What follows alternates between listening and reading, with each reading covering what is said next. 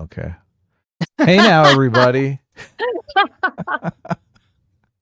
I screwed up the cold open because I didn't have the right sound settings. Shame. So Shame. anyway, Want to try it again? no, just Okay. introduce what we're doing while I fix the sound settings.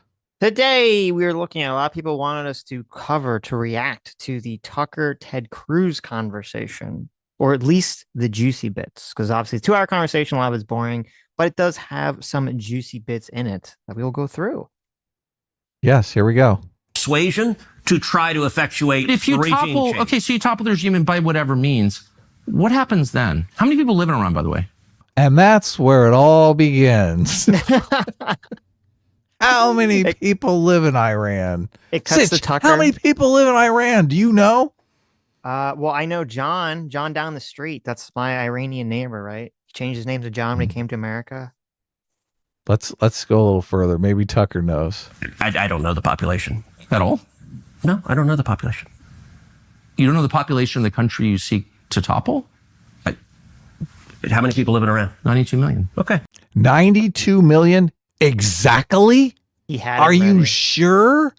Oh, You think it's an exact number like 92 million? What are is you, that what his response retarded? should have been? Oh That's what my his response should have been? God. You idiot. You think sure? it's exactly Are you 92, rounding up 00? or are you rounding down? How much are you rounding by? 10,000? You think those 10,000 Iranians don't matter? You think they're inconsequential, don't you? You don't care about those 10,000, those 92 million and 10,000 Iranians. It's worse than that. He's actually rounding by 399,864. Oh my God, almost 500,000 people that you just blooped out of existence. He Thanos snapped them away. He did. So What's he could going have a nice on? round number. Tucker's blip right here. Well, so it turns out Tucker was actually wrong. I can't believe it. Yeah. What an a-hole. See, there was a trigonometry had a conversation with Glenn Greenwald. Oh my God. They earned their name, trigonometry, in that. Yeah. Yes, that was kind of interesting. They were going hard on Glenn, though obviously they're way nicer about it than Tucker is here. And they ask him about this exchange. And then he does his own gotcha on him. He's like, well, what are the countries that surround Iran? Shouldn't you know that? Shouldn't you know every country that surrounds Iran, Glenn? Yes. Glenn is only able to name like 4 of the 7 or whatever. I know. Oh my God. Glenn is so bad in that too. They try to make an argument that, well, not doing anything can be dangerous too. And Glenn just doesn't get it at all. They need to like dumb it down to a child level for Glenn to get it. Let's say someone's trying to murder you, okay? And you just do nothing. Right. Most people would buy a gun or hire a security guard, right? Exactly. And that is a good point. And they bring up a good point, which is that because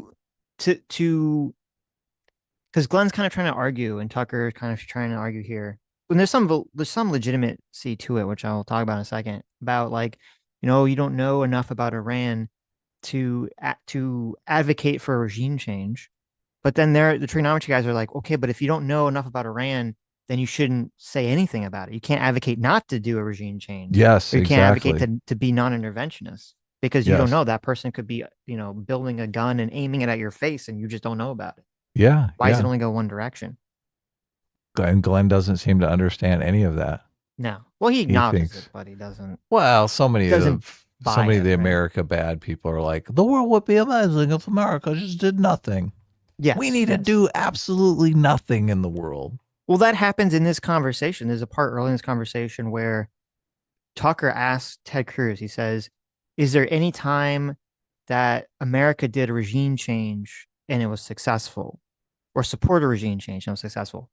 And he says the fall of the Soviet Union, which is like, okay, well, that should be a good example, right? We all agree Soviet Union was bad. And Tucker, he does this sort of like the disingenuous, well, I mean, wasn't America better like in the 80s before the Soviet Union fell than it is right now? So like, is it really better than the Soviet Union fell? And you're like, really? What? Yeah. It's like, okay, well, wait a minute. Like, yeah, America has problems. Those problems have nothing to do with like whether if the Soviet Union didn't fall and became powerful and started taking over the world, then yeah, we'd have different problems. It's so absurd. It's very much like, and Tucker also made this argument in the Daryl Cooper conversation where he was like, well, like, is it really better that like we defeated, the Nazis in World War II? I mean, like, look how bad America is right now, 80 years later. It's like, wait, what the fuck? What are you talking about? Like, yeah, we have different problems now they're completely disconnected from that. And if we didn't defeat the Nazis or we didn't defeat the Soviet Union, we'd have a different set of problems than we have right now, and the world would look different. Yeah, that's just how it works, right? Obviously, there are a bunch of unrelated things going on at the same time that cause problems or take problems away. Yes, it'd be like if your neighbor was trying to murder you, okay, and you successfully stop them from murdering you, and you put them in jail. Right. And then a week later, someone steals your car, and your wife's like, well, I mean, we were better. Is it a good idea you stopped the guy from murdering you? You did get your car stolen a week later. I know. By someone else. It's like, what? Yes. Yeah. Yeah. Little bonkers, but whatever. A little silly. But I will say, before we go back to the clip, there is legitimacy to this question. And Ted is foolish for not knowing the answer to the question, sort of foolish, which is that if you are advocating for military action or a regime change in an area, I think it is important to know the size of the country, to know, like, okay, how difficult would it be for that to occur? What kind of displacement on the population would occur? So I don't think it's a completely unreasonable question to ask. Like, how big is the country? I think that's a fair question to ask. Now, when he starts talking about, like, well, what is the exact ethnic breakdown and all that, like, that's kind of more silly, but. Well, it's more silly for them to know, or that stuff is probably more important to know than the size, as far as if you're going for a regime change. I don't know what the specific question is. Well, no, if you understand there's there's some sort of ethnic difference, and like there's a majority and there's a minority and they're going to fight each other, that's important. But saying, like, right. The exact, yes. like, every, like, there's like 8 groups or whatever, like, every single group and what the numbers are and all, like, that's, who's going to know that information offhand? You got to have a breakdown of the current institutional and cultural structure. So he does That's say very important. We can go back after we play the rest of this part of it. Right in the beginning of the conversation, Ted Cruz said, and I didn't realize this, so I actually watched it because I'd only seen the clips. Ted Cruz says that he's not in favor of a U.S. military regime change in the region, right. which is what this clip makes it sound like he's advocating for. He also says in this clip, which went viral, that nobody remembers now, he says the U.S. is not bombing Iran, which is pretty hilarious. Yes. Before, right? It was before. So. It was obviously before, yeah. But yeah, look, everyone, now that we're late to the party, that's very ironic. It is interesting now to see it in retrospect. Yes. Yeah. All right. We'll go. We need to talk about the Brett Weinstein and did an intervention on James Lindsay on the woke right thing. Tucker Carlson. I didn't get a chance to see that yet. Tucker Carlson does come up in there, and James Lindsay mentions Tucker Carlson as somebody who is woke right. Mm-hmm. And Brett is like just not having it. He's like, I hang out with Tucker Carlson. I've been on his show a bunch of times. I've had private dinner with him. Like, he's a good guy. So it's pretty funny. But look, it's like an intervention on Lindsay. They're like, Lindsay, you're destroying your fucking career here. You need to chill. So anyway, maybe we'll cover it later in the week, but we can talk a little bit about it. Mm-hmm. I'm looking for the play button. Here we go. Yeah. How could you not know that? I don't sit around memorizing population tables. Well, it's kind of relevant because you're calling for the overthrow of the government. Why is it relevant whether it's 90 million or 80 million or 100 million? Why is that relevant? Because if you don't know anything about the country... I didn't say I don't know anything about Okay, what's the ethnic mix of Iran? They are Persians and predominantly Shia. Okay, it's not even... You don't know anything about Iran. So okay, I am not the Tucker Carlson expert on Iran. You're a senator who's calling for the overthrow of the government. You're the one who don't know anything about the country. No, you don't know anything about the country. You're the one who claims they're not trying to murder Donald Trump. You're the one who can't figure out if it was a good idea to kill General Soleimani, and you said it was bad. You don't believe they're trying to murder Trump. Yes, I do. Because you're not calling for military strikes against them in retaliation. And if you really believe that... We're carrying out military strikes today. You said Israel was. Right, with our help. I said we. Israel is leading them, but we're supporting them. Well, you're breaking news here, because the U.S. government last night denied, the National Security Council spokesman Alex Pfeiffer denied on behalf of... There was a guy who made an argument that I thought was really, really stupid. And the argument was that people that are pro-life are not really pro-life. They're actually all liars. They don't actually believe that you're killing a baby. And his argument for this was, if you believe that abortion is killing a baby, you would go out there and you would basically become some sort of terrorist organization that would, use violent force to stop people from getting abortions. Right. This was a person's argument on the left. And I thought this is a really stupid argument, because obviously, you can have a strong disagreement or a strong belief in something and still believe, well, it's more important for, society to be able to exist peacefully. It's more important for me to not go to fucking jail just because I believe something strongly doesn't mean I want to like murder somebody. Right. You can have a lot of beliefs that you hold true just because you're not willing to go out and like murder someone from it. Doesn't mean that's not like a real belief. There's a lot of real world forces at play here that affect how you're going to react to situations. Right. Yeah, on the surface of it, it does seem like a good argument, though. So I could see why people would lean into it, obviously, because you just got the moral disgust of baby killing, right? Oh my god. Right. Or Nicole Smith's parents. Okay, they believe that OJ killed their daughter, right? Right. And you're like, well, why don't they go kill OJ then? If they actually, they must not really believe that he did it, because they didn't go kill him. Like, it's a stupid argument. Like, well, they don't want to go to jail, or they're not murderers, right? It's a stupid argument. And you're right. It's like one of those things you drop and it sounds kind of true. Like, it sounds like it should be legitimate, but it's actually not legitimate whatsoever. Well, you kind of set it up as if there is millions of babies being killed. And if that was the situation, obviously everyone would completely intervene. Right, but that's the way that babies. The way that a lot of pro-life people frame it. No, I know. Yeah, that's why they frame it that way. Exactly. So I've never bought that argument. I think it's a stupid argument. It seems like a dishonest argument. So to me, when Tucker does the same argument, where he's like, well, because he first questions, believed it, we'd be bombing Iran. Right. 2 days later, questions. He's like, well, did Iran, really try to take out Trump? And then Ted Cruz says, like, yes. And, he says whatever intelligence assessment he's allowed to say publicly. And then later in the conversation, when it comes up again, Tucker's like, well, I never said I didn't believe it. I'm saying you didn't believe it, because if it was true, then we should be like assassinating everyone in Iran. We should be in a full blown war with them, blah, blah, blah, blah, blah. Which is like, what the fuck? Like, we just went through this whole thing right now where so many people are so against even dropping a bomb on a nuclear facility in Iran. And now you're suggesting that Donald Trump should say, oh, well, Iran tried to take me out, so therefore I'm going to go to war with the entire country.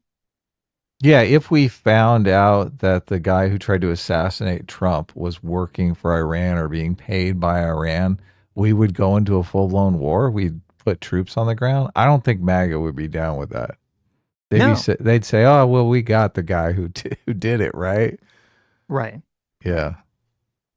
So it is a completely dumb argument. But the argument that he's making, that if you really believed it, we would bomb Iran. Well, 2 days later, we bombed them. Well, so there you go. It's bad even because I wonder if Ted Cruz knew that this was on the table. I wonder if he was one of the people. It's been reported that a bunch of Republican senators and Congress people were going to Trump and saying, we got to do this. Here's our window of opportunity. We got to get in there and bomb him. You think Ted Cruz was in the lead? I'm sure he was one of those people that was like, we got to bomb Iran. Get in there. When the fuck Tucker meme dropped, when everyone was saying, yeah, fuck Tucker, all of these senators kept going to Trump, supposedly with the reporting that they were saying, fuck Tucker. Ted Cruz would obviously be in the front of that line, right? Because he had this interview with Tucker. He's like, yeah, fuck Tucker. Mm-hmm, mm-hmm. So fascinating. Of Trump, that we were acting on Israel's behalf in any offensive capacity. No, we're not bombing them. Israel's bombing them. You just said we were. We are supporting this is Israel. High stakes. You're a senator. If you're saying the United States government is... No, and he's so fucking smug. I can't take it. It's pretty bad. I can't take this smugness here. That's why people love this. The people who love this and think Tucker annihilated Ted Cruz are like, oh, they love it because they have that same smugness.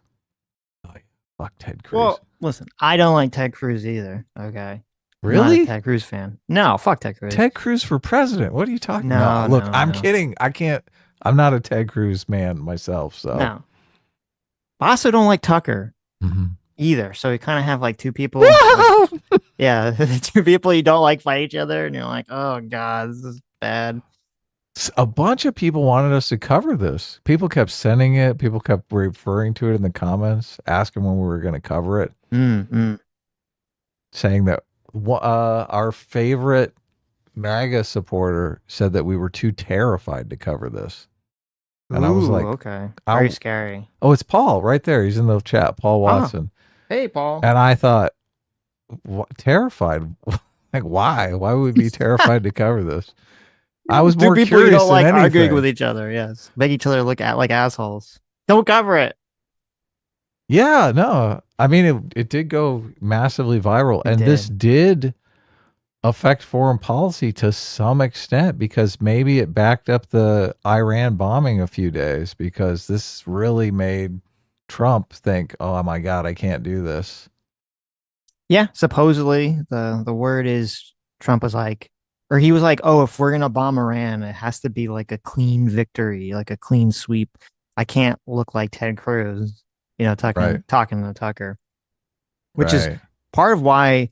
And I mean, I think it's rightfully so, but it's part of why the Trump administration is so angry at that intel leak that came out, the initial intel leak that came out, which some people are saying now, there's being reported now, I should say, that intel leak that said that it wasn't, that they didn't, they only delayed them from building the bomb for like 3 months or something, 3 to 6 months, that they're saying that was kind of a dishonest framing, or probably whoever leaked it dishonestly, because I read, it was actually in the New York Times article, they were saying that apparently in that original assessment, there was like multiple versions where it'd say like, this could be. Yeah, like if it's true that the facility was completely destroyed and they were not able to move, the uranium and the centrifuges, then, we will knock out their program for like X amount of time. If it's true that the facility is not completely destroyed and they were able to move stuff, then it'll knock it out this amount of time. And so it feels like what happened was maybe the person that leaked it, they only leaked like a section of it without necessarily having the context. And the media just kind of ran with that. And they're like, oh my God, not knowing that they were only reading like half of a report. So right now, all I'm seeing consistently is that we didn't do shit and that they're still 2 days away from a nuclear bomb. All that is bullshit. Well, it's funny because then now the problem is now there's another intelligence report that came out that's saying the opposite. They're saying, oh no, we were totally, destroyed their crap. We severely damaged their program. That's a new CIA assessment. But the problem is because of the original leak, people are going to, and rightfully so, be skeptical, say, well, how do we know that the CIA is not just saying that? Because the Trump administration, really wants a win on this. So obviously they're going to come out and say, no, it was super successful. Trump is fucking pissed about the leak. I know that much because obviously it tarnishes the idea that this was a total success. Right. Yeah. The only reason I would be, now I don't know if this new report is true or not whatsoever. And I would, as I said, I don't blame anyone for not having any trust in what, the administration is going to put out. But I would be a little skeptical of the original assessment because it was something that was constructed, I think, like 24 hours or less after the bombing. And the way that they're going to be able to get this information about how successful it was is going to be through not really satellite. I mean, you can do satellite imaging for the facilities that were outside, but for the underground facilities, that's going to have to be them intercepting Iranian communications and having spies on the ground and stuff, being able to basically, pump sources and do those sorts of things. And I don't know if you could really generate an accurate picture of that in 24 hours. No, hell no. They're going to be snooping on the people who work there, and the people who work there probably aren't even near it within 24 hours. So, right. Well, and I don't even they know don't even know what happened. Well, yeah, because, before we dropped the bomb on these facilities. Iran had actually like sealed them up with like dirt and stuff. And then if you drop a bomb on them, they're going to be even more like collapsed. So I don't even know if Iran has even been able to get into those facilities to see what exactly the extent of the damage is. Right. We're with Iran right now. People are listening. Okay, we are not bombing them. Oh, okay. Israel is bombing them. And hey, why do you Ironic. do the snide? Oh, okay. What do you mean? Because this is super high stakes stuff. This is a huge country that borders a lot of other important countries. A lot of the world's energy comes from there. So let me you ask don't want Tucker, another disaster. You don't want to be Tucker, reckless. Yeah, but see that's why I don't like Tucker. He didn't. Let me go back for a second. See what set off this. Okay. Israel is leading them, but we're supporting them. Well, you're breaking news here because the U.S. Wait, oh my God. Who can't figure out if it was a good idea to kill General Soleimani. No. It's not even that. It's when he says we. Okay. And you don't said it was bad. believe they're trying to murder Trump. Yes, I do. Because you're not calling for military strikes against them in retaliation. And if you really believe we're that, carrying out military strikes today. you said Israel was. Right, with our help. I said we. Israel is leading them, but we're So just because he said, so you said we, right? And maybe it's because he did know. I know. He probably did know. Future He's or probably something, did right? fucking know. Right. He's like, oh shit, I fucked up. Right. I'm the leaker. But because he says we, see, I don't know. To me, it's hard because Tucker does play. There's a whole part of this before this where they talk about AIPAC, and there's a part where Tucker basically, I'm trying to remember what the question was. Ted Cruz asked Tucker a question and kind of catches him, and then Tucker expertly and dishonestly immediately changes the subject by saying, "Have you ever taken money from AIPAC?" to Ted Cruz, and it kind of gets off on this whole like side track about everything. And what Tucker's very good at doing is he understands like what the more extreme elements of the right are sort of engaged in this conversation about, Zionist occupied government and Israel and all this other stuff. And he understands how to ask these questions without like asking the question directly. And so a lot of this conversation does feel like he's sort of asking like, oh, when we, what do you mean we, like, are, is America and Israel, like, is Israel controlling America? Or do you have dual allegiance to Israel? Like when he says the whole we thing, that's kind of how it reads to me when Tucker's asking that question. When Tucker asks him who he is. Yeah. Right. It's a total accusation. You're right on the money. He's basically, he's stoking that narrative that the U.S. is controlled by Israel. Yeah. Yes. Yeah. Then there's a part earlier where when they're talking about like, they're having a conversation about, is it make sense militarily and financially to support Israel? And Ted Cruz obviously making the argument that from his perspective it is, and Tucker is challenging this. He asked, well, does Israel spy on America? And Ted Cruz is like, every country spies on each other. Like, what do you mean? And the way, again, it sort of to me sounds like, oh, okay, he's like hearkening to the whole Epstein accusation without explicitly saying it. Because why else would you bring that up? Everyone knows every country, including our allies, we all spy on each other to some extent. How is that how's that fit into the conversation at all? Unless you're bringing up the Epstein stuff in a way without bringing it up. He is trying to make Ted Cruz look bad. I mean, you don't ask the 90 million question. You don't ask the population of Iran without knowing, okay, I'm going to make this guy look bad. Yes. He's probably got a dozen of those questions. I thought Ted Cruz was the highest paid senator from AIPAC. AIPAC donates to him, yeah. People were talking about it, so I don't know if it's true or not. Highest paid senator. Yeah, look it up. AIPAC. I'll check it out. Supporting them. Well, you're breaking news here because the U.S. Oh yeah, let's go forward. Do you believe him when he says it's the great Satan? Do you think if the Ayatollah could murder both of us right now that he would? I do.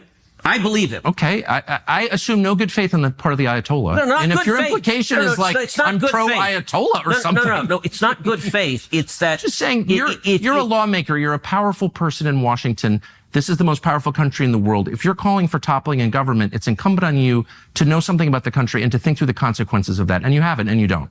And I'm saying that's reckless. I haven't thought. Okay, you engage in reckless rhetoric with no facts. And to be clear, I'm not calling for the overthrow of a government. You are. You put out a newsletter attacking Donald Trump and calling him complicit. I've never attacked Donald Trump. Yes, you have. And by the way, I campaigned for Donald Trump. Okay, yes. Oh, look at this. Holy cow. I know. Doing a little butt sniffing with Donald Trump here. It's funny. It's funny how the conversation shifts, because it's like, so Ted Cruz is like, well, do you think the Ayatollah really means that to America? And Ted doesn't want to answer that. So then he changes it to like, well, you didn't know my 90 million, gotcha, or 900 million or whatever it was. I don't even remember anymore. The 90 million, it was the 92 million, 800 and whatever million population question. You didn't get my gotcha question. And then Ted Cruz switches it to, well, you attacked Donald Trump. You attacked our leader. And he's like, wait, no, I didn't. I voted for him. What are you talking about? Our beloved leader, our dear leader. We've seen the text messages, Tucker. I know. So I checked. It says Ted Cruz is the eighth most. He's received the eighth most amount, according to Open Secrets, from AIPAC. Okay. Or actually, wait, no. This says from all pro-Israel lobbies, not just AIPAC. Okay. According to Open Secrets, Ted Cruz has received, in his total lifetime, much less than I would have thought. He's received $1.8 million from pro-Israel lobbies to run for various campaigns through his entire career. Right. So, but he could be the highest paid senator from AIPAC. If AIPAC, yeah, maybe. And this is just depending upon what AIPAC gives senators, right? But it could just be like $10,000 or whatever. The highest was actually, though this might be a little bit fudging, because it says the highest was Joe Biden. So I don't know if that includes when he ran for president as well. It probably includes when he ran for president. Yeah. It doesn't matter. I just heard people were like, smoking gun, right? Ted Cruz, AIPAC shill. Yeah. I mean, neither one of us are fans of AIPAC anyway. I wish AIPAC paid me. I want more money from him. But there's this thing that happens, and it happens in this conversation, which is annoying. The left, some people on the left have been doing this, where they're like the far left, but they're the more like economically far left socialists. Maybe they're not so invested in the woke stuff, the cultural issues. And they understand that stuff is like not playing so well in certain spaces. So they do this maneuver where they try to blame the middle left for wokeness even existing. Or they try to blame capitalism for wokeness even existing whatsoever. The right does? The right is no. The far left does. Okay, the far left is blaming. There's some people on the far left who realize that wokeness isn't like playing well anymore, so they start blaming capitalism for wokeness. And you're like, what? Like, you had a bunch of far left people, come in. They dropped this toxic ideology of wokeness into the conversation. They bullied a bunch of people in like the middle left to accept it. They bullied a bunch of corporations. A bunch of people. They canceled a bunch of people, right? They bullied a bunch of corporations into basically accepting it because the corporations thought they were going to have money and they didn't want to get in trouble, blah, blah, blah. And then once it starts to become unpopular, those same people are like, well, it was your idea. It was your idea the whole, it was your idea the whole time, right? It's also known as the he who smelt it dealt it technique, okay? Oh, okay. It's the guy who drops the big fart, and then the second then they start pointing it out first to be like, oh, look, I didn't, someone else farted, right? It's a good analogy, yeah. Yes. Especially since wokeness stinks so bad. Exactly. Jeez. Exactly. It's the smelted delta technique. And Tucker's kind of doing the same thing in this conversation, because the hugest or the largest proponent of Israel for, I don't know, decades in this country has been the evangelical Christians. And Ted Cruz this happens. Oh, yes, and he's a big Christian. Yeah, Ted Cruz is a huge Christian. Texas has a huge evangelical Christian base. They're hugely for Israel. I know, like, the one time I was in Israel, even though I was with my, little Jewish temple, every time I went to a tourist place, just churches everywhere. American Christian groups were like 99% of the tourists. I don't even think I saw another group of Jewish tourists when I was in Israel. I didn't need the holy sites or anything. I have the timestamp if you want to jump to it. Cruz's biblical justification for supporting Israel. Yeah, we can. It's funny because Ted Cruz is like, because Ted Cruz like brings up the fact that it's in the Bible and stuff. And then Tucker's like, well, do you know the actual like verse? Like, what is the actual verse that you, Oh, he's that you bad. have? He's still bad faith to the very It's like, end. what the fuck? He's like, I don't know the verse. And it's funny because Ted Cruz actually, he does say like what it says pretty correctly because I looked it up, but he didn't Did you know like the really? actual Wow. citation, like the number. 5008 here. Let's see if we can. But so this is what I feel like this is what Tucker's doing with the whole Israel thing, because if Tucker wants to advocate that we shouldn't be supporting Israel, or he wants to advocate that really Christians, because Tucker is trying to like put himself as some big evangelical Christian. That's why he's advocate. He has the whole thing about how he was attacked by a fucking demon, and now he's found God. Even though Tucker used to be like a atheist libertarian, and now he's found God, and he's getting attacked by demons because he's so Christian. If he wants to advocate that evangelicals and Christians shouldn't support Israel or America shouldn't support Israel, that's fine. Just advocate for it. What I don't like is when he's dishonest about it and he kind of frames it like, well, what do you like the Christians never supported Israel or the evangelicals never supported Israel, some sort of outside magical influence that made everyone support Israel. And he's doing it so that he doesn't have to acknowledge, or the people that did support Israel don't have to acknowledge that, well, maybe they made a mistake, right? Because it's harder to persuade someone to say, oh, you should change your mind. Like if you say to someone, you were wrong about something, you should change your mind, that's a hard sell. But if you tell someone, oh, let's pretend like you never actually believed this thing, and we'll pretend someone else believed it, right? Yeah. That's much easier. Yeah, the evangelicals definitely, they see all the Jewish people as proto-Christians, obviously. So once the end time comes, evangelicals believe that the Jewish people will accept Jesus Christ because Jesus Christ will come back during the apocalypse, and there'll be all this evidence around them. So it's impossible for them not to believe. So, and also a lot of the end time stuff that evangelicals like and absorb as content takes place in Israel. So yes. Yeah. Well, and supposedly the Jews had to control Israel for that to come about. Yep. There's going to be a stronger cultural connection between Christians and Jews because they feel like, and it's true that Israel is a Western democracy where the other Arab majority populations are not. Yeah. And so they're going to feel more cultural aligned there. And also from another just purely self-interested perspective, who do you think? As I said, when I went there, it was all like Christian tourists. Okay. Who do you think is going to be a better steward of maintaining Christian holy sites in Israel? Is it going to be the Jews that are, have a society that's based on Western democracy, or is it going to be the Palestinians and the Muslim population? Where, let's be frank, the Muslim world doesn't have the best track record of maintaining other people's religious holy sites. Of course, yeah. They burn it to the ground. Yeah. I haven't asked why, but I'm going to tell you why. Okay. And the reason is twofold. Number one, as a Christian, growing up in Sunday school, I was taught from the Bible, those who bless Israel will be blessed, and those who curse Israel will be cursed. And from my perspective, I want to be on the blessing side of things. Of those who bless the. Look at this. He's completely selling it from the evangelical perspective. Will that work politically now?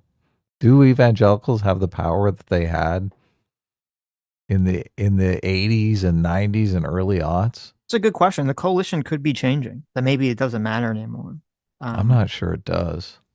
Because I covered this years ago when I did my video about coming out against the, I think it was the Trump administration. The first term, it wasn't the Trump administration. It was Texas, actually. Ted Cruz's state.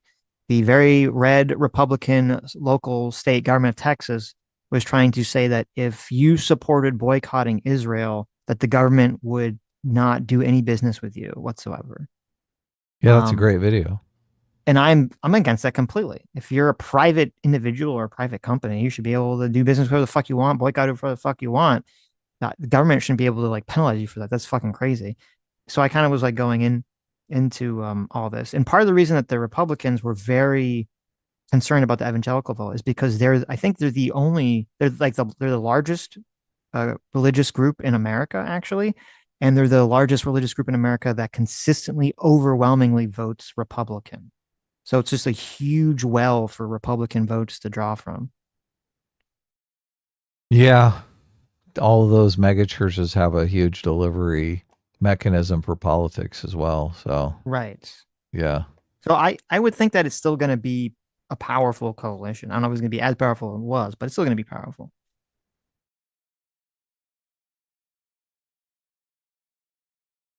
Government of Israel? Those who bless Israel is what it says. It doesn't say the government of, it says the nation of Israel. So that's in the Bible. As a Christian, I believe that. Where is that? I can find it to you. I don't have the scripture off the tip of my... You pull out the phone and use the Google. It's in Genesis. But so you're quoting... He does it like I'm the fucking expert. Yes.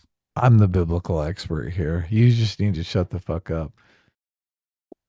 Well, Ted does do very poorly in this conversation. Right. I think, but I don't think he's ever been. I mean, he's not the best speaking anyway. This is Sam Cedar debate tactics right here. It is asking obscure questions. Yes. Do you know the exact and thinking like you're like what the person is saying is completely ridiculous. Doing all the emoting. Yeah. Bible well, phrase. I was gonna say the way Ted Cruz described it. I mean, that is what it says. It does say, it's God talking to Abraham, saying like, people, those who bless you will be blessed; those who curse you will be cursed. So Ted Cruz did get the concept correctly, even if he doesn't know the exact citation in Genesis. It's in Genesis. Okay. Yeah. You don't have context for it and you don't know where in the Bible it is, but that's like your theology? I'm confused. What does that even mean? Tucker. He's so like, it's weird because we're in this time period where it's like, the Republicans are supposed to appeal to like masculine energy. Mm-hmm.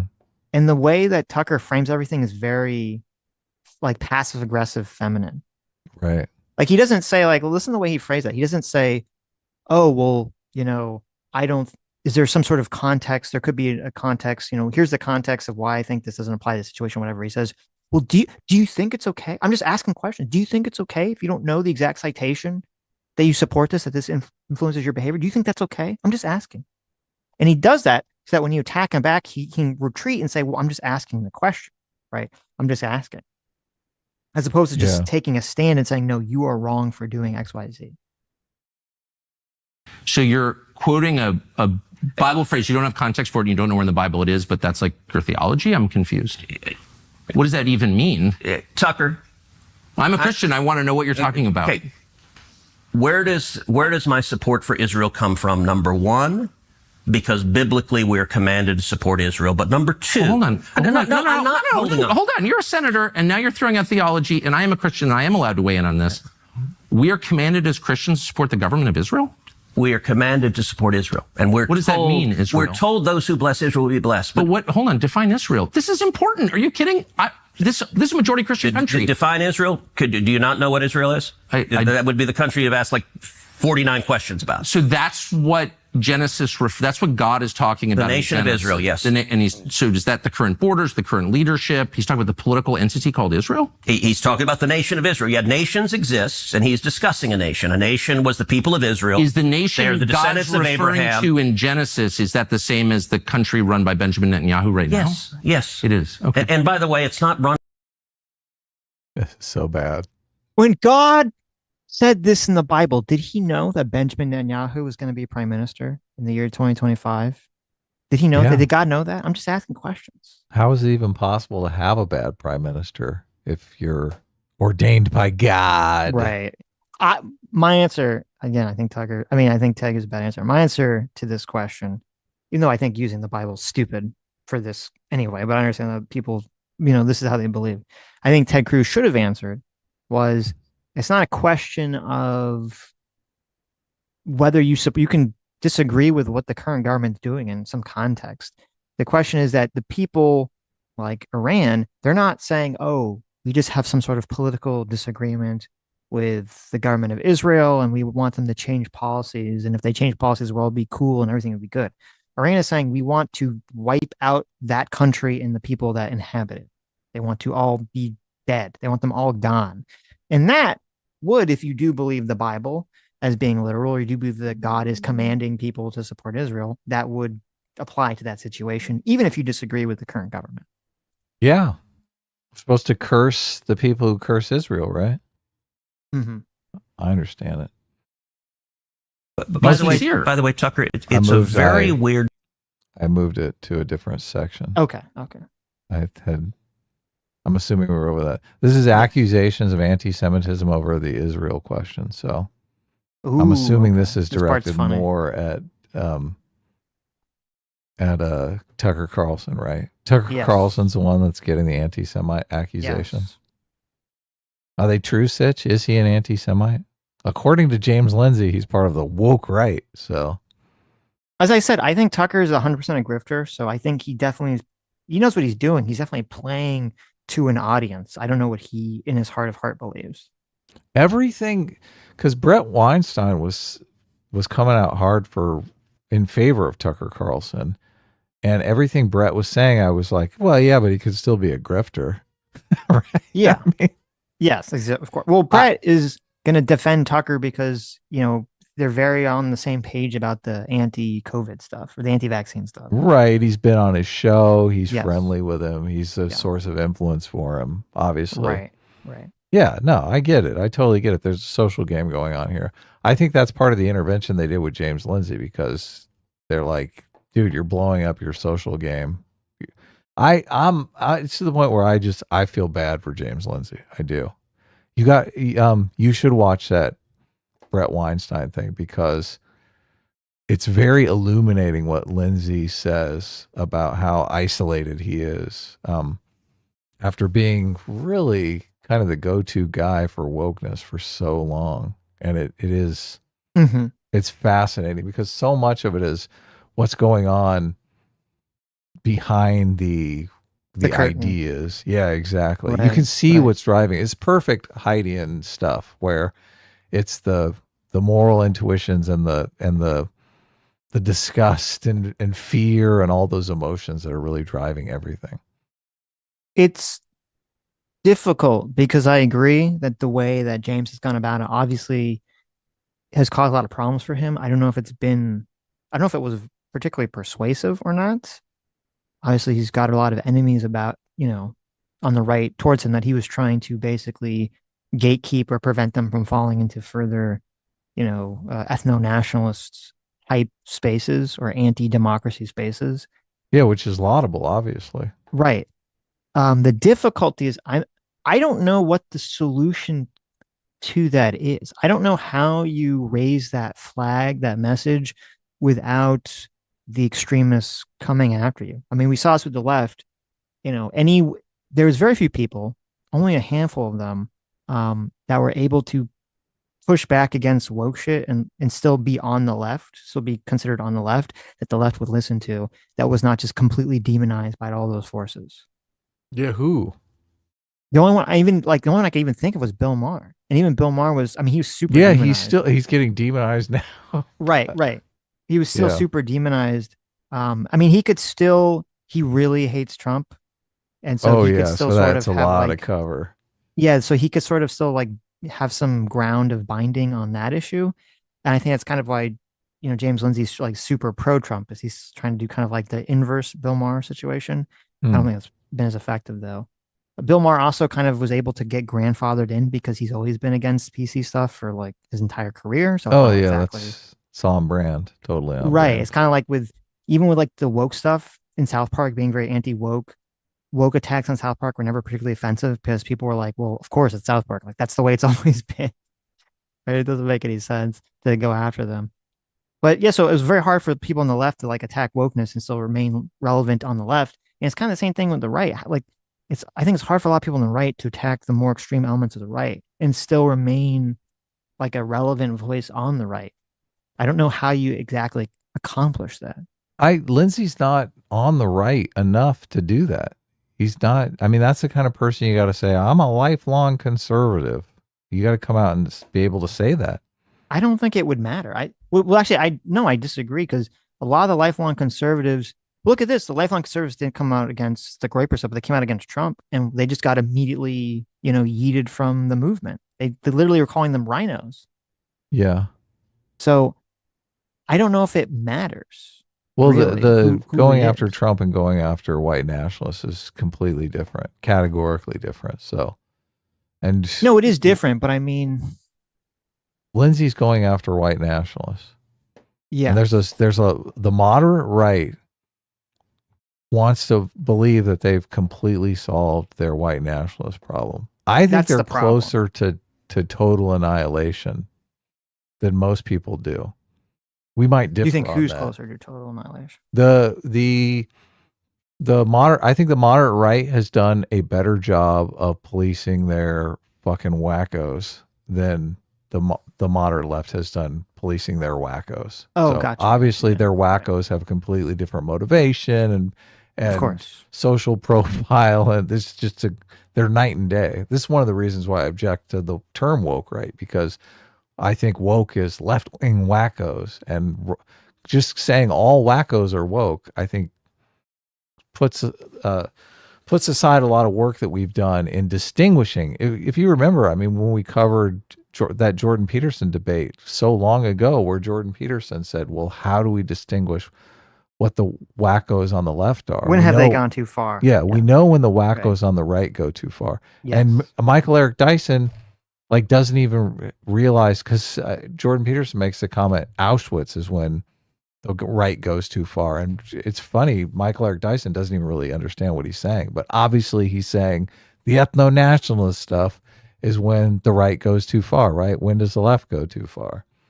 It's like a night and day profile, because they all perceive themselves as anti-racist. So No, yeah, and Jordan Peterson brings up a very good point about that, and that's something the left has utterly failed to come up with, is that to answer that question, when does the left go too far? What does that look like?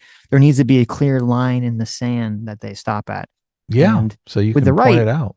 yeah, with the right, there is a clearer line with the ethno-nationalism. And I think the right has done a better job policing that, at least in the last 10 years or so, obviously. I think that line has been weakened, though, substantially. I think it's been weakened substantially because of Elon Musk basically allowing all the white nationalists back on X. And that, well, I don't know if it's his fault or just that. Actually, no, I think it is his fault. It's the same way that, like, when the woke people dominated X, it like mind raped the more moderate left into thinking that they're like important Right, because they're totally. dominating on X. And I think it's the exact same thing we're seeing with a lot of the right wing pundits, is because the sort of ethno nationalist movement is very vocal on X or very vocal in people's comment sections. It like mind rapes them into thinking they are some large swath of the country when they're not. They're just a very loud minority. And I do think it's having an impact. I mean, I don't know if you saw this. I thought this was super. I thought this was from a political standpoint, we're completely retarded. Was everyone was talking about the socialist guy who won the primary in New York. Yeah, yeah. I don't know how to say his name. We should cover Zoran some of that. Mamdani. Okay, Right. he's some like an actual socialist. I think he's like an open socialist, and he won the Yes. New York City I primary. watched Actual Justice Warriors video on him, and it's pretty hilarious. His set of policy goals are just insane. Yes, he wants to do like massive rent freeze. He wants to have like a government run grocery store, like a bunch of like really stupid shit. Yeah, I saw Sean's video on it. Actual Justice Warriors video on it was very good. But then you had like Charlie Kirk and some other like very large right wing pundit accounts who do have direct lines to Trump. And I think even Stephen Miller said something along this line too, and he's in the Trump administration. They all like framed it not in the way of like, oh, there's like a socialist, who won, and you needed to fight socialism. They framed it like, He's Muslim. oh, yeah. he's a Muslim. It's some evil Muslim guy won, right? And he's gonna bring the Muslims to New York City. And Charlie Kirk had this very weird tweet about it where he was like, it was in a Muslim terrorist killed people 9/11, and now they've elected a Muslim as mayor, which is funny because that exact tweet, if someone on the left posts that, they'd take it, it'd be like a good thing, right? They'd be like, oh, look how enlightened people are. Like, they're not going to be bigoted Yeah. against Muslims. We've come a long way in 25 years, right? Right. But then Charlie Kirk posted is the opposite. It like, oh, what's wrong with people? Like a Muslim terrorist attacked New York, so now they elect a guy who's Muslim, which I don't like. Even Sean was saying this. He's not even really that Muslim. He's like He's like a far left socialist. He's not really like a religious person. So, well, for me, just electing that guy. Well, they haven't elected him yet. He just won the primary. he won the primary. But it's the Democratic primary, and it's New York City. So I don't. If there's a Republican running against him, I don't know if they do the same thing in California where two Democrats can run against each other, which is fucking. That's how taken over the state is.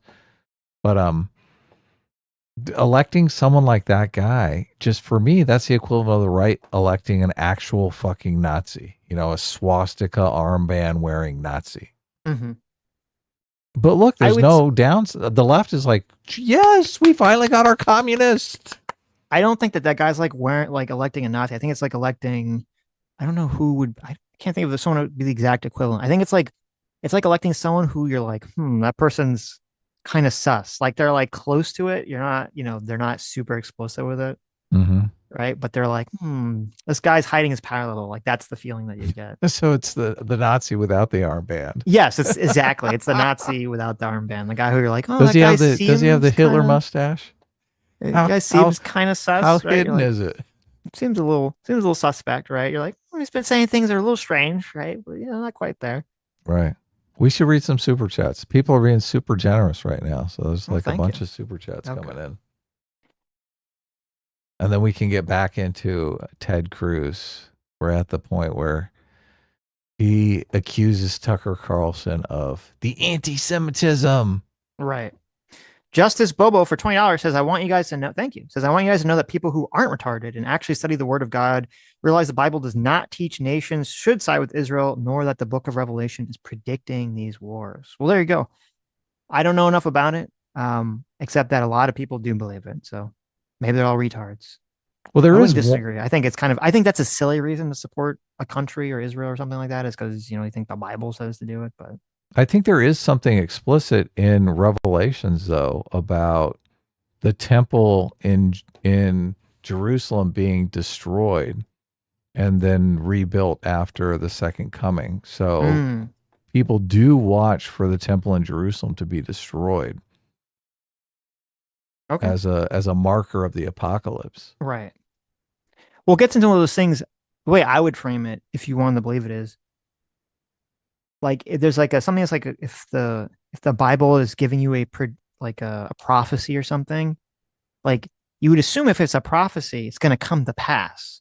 Like too many times it seems like people, they get a prophecy and they're like, oh, I have to like do something to make the prophecy come to pass, which doesn't that kind of go against like the whole concept of it? Like, it's supposed to just come to pass regardless. Prophecy is destiny. Right. You can't avoid it. Malik for $20 says, I don't like Tucker or Ted Cruz, but I do love a good cat fight. There you go. Yeah, always fun. Birds Are Fuzzy for 50 Canadian says, hey, Adam, we saw John McWhorter on Bill Maher's show a few months ago, and though they didn't mention the phrase woke right, McWhorter did say that in the future he could see the word woke becoming an apolitical term that basically means scold.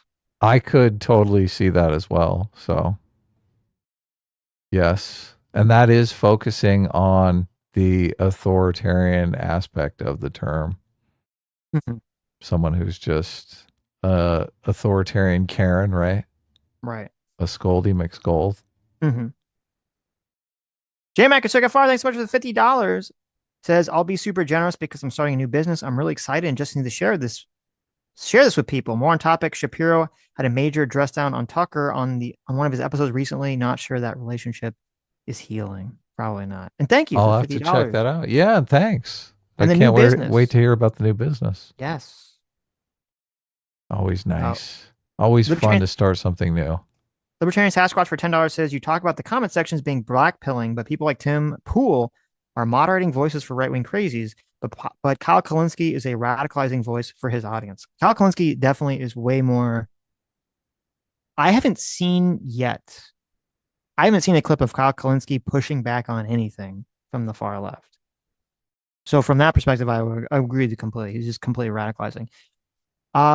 Tim Pool pushes back on the ethno-national stuff, which I do like. And he does push back on the blaming everyone else for your problem stuff, which again, I do like that.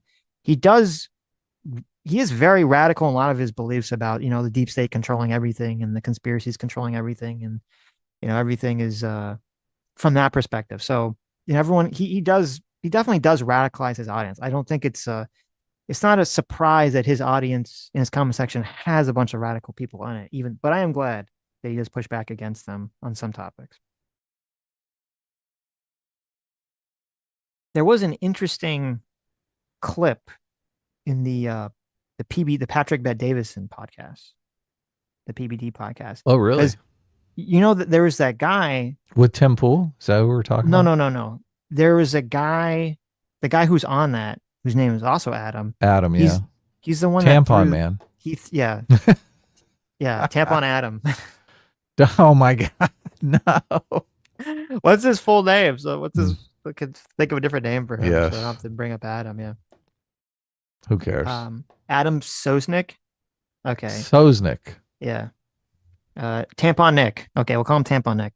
When Tampon Nick threw the tampon at Anna Kasparian, I think I don't know if there was publicly, but I think behind the scenes he probably got like super bitched out by Patrick Bet-Davidson, because I found a clip from just a few months ago where Sosnick was like going on about like kind of doing all the whole like women are terrible and are the fault of all these things in society, and there's all, like it's not like the men's fault for not being able to attract women or to have jobs or careers or whatever.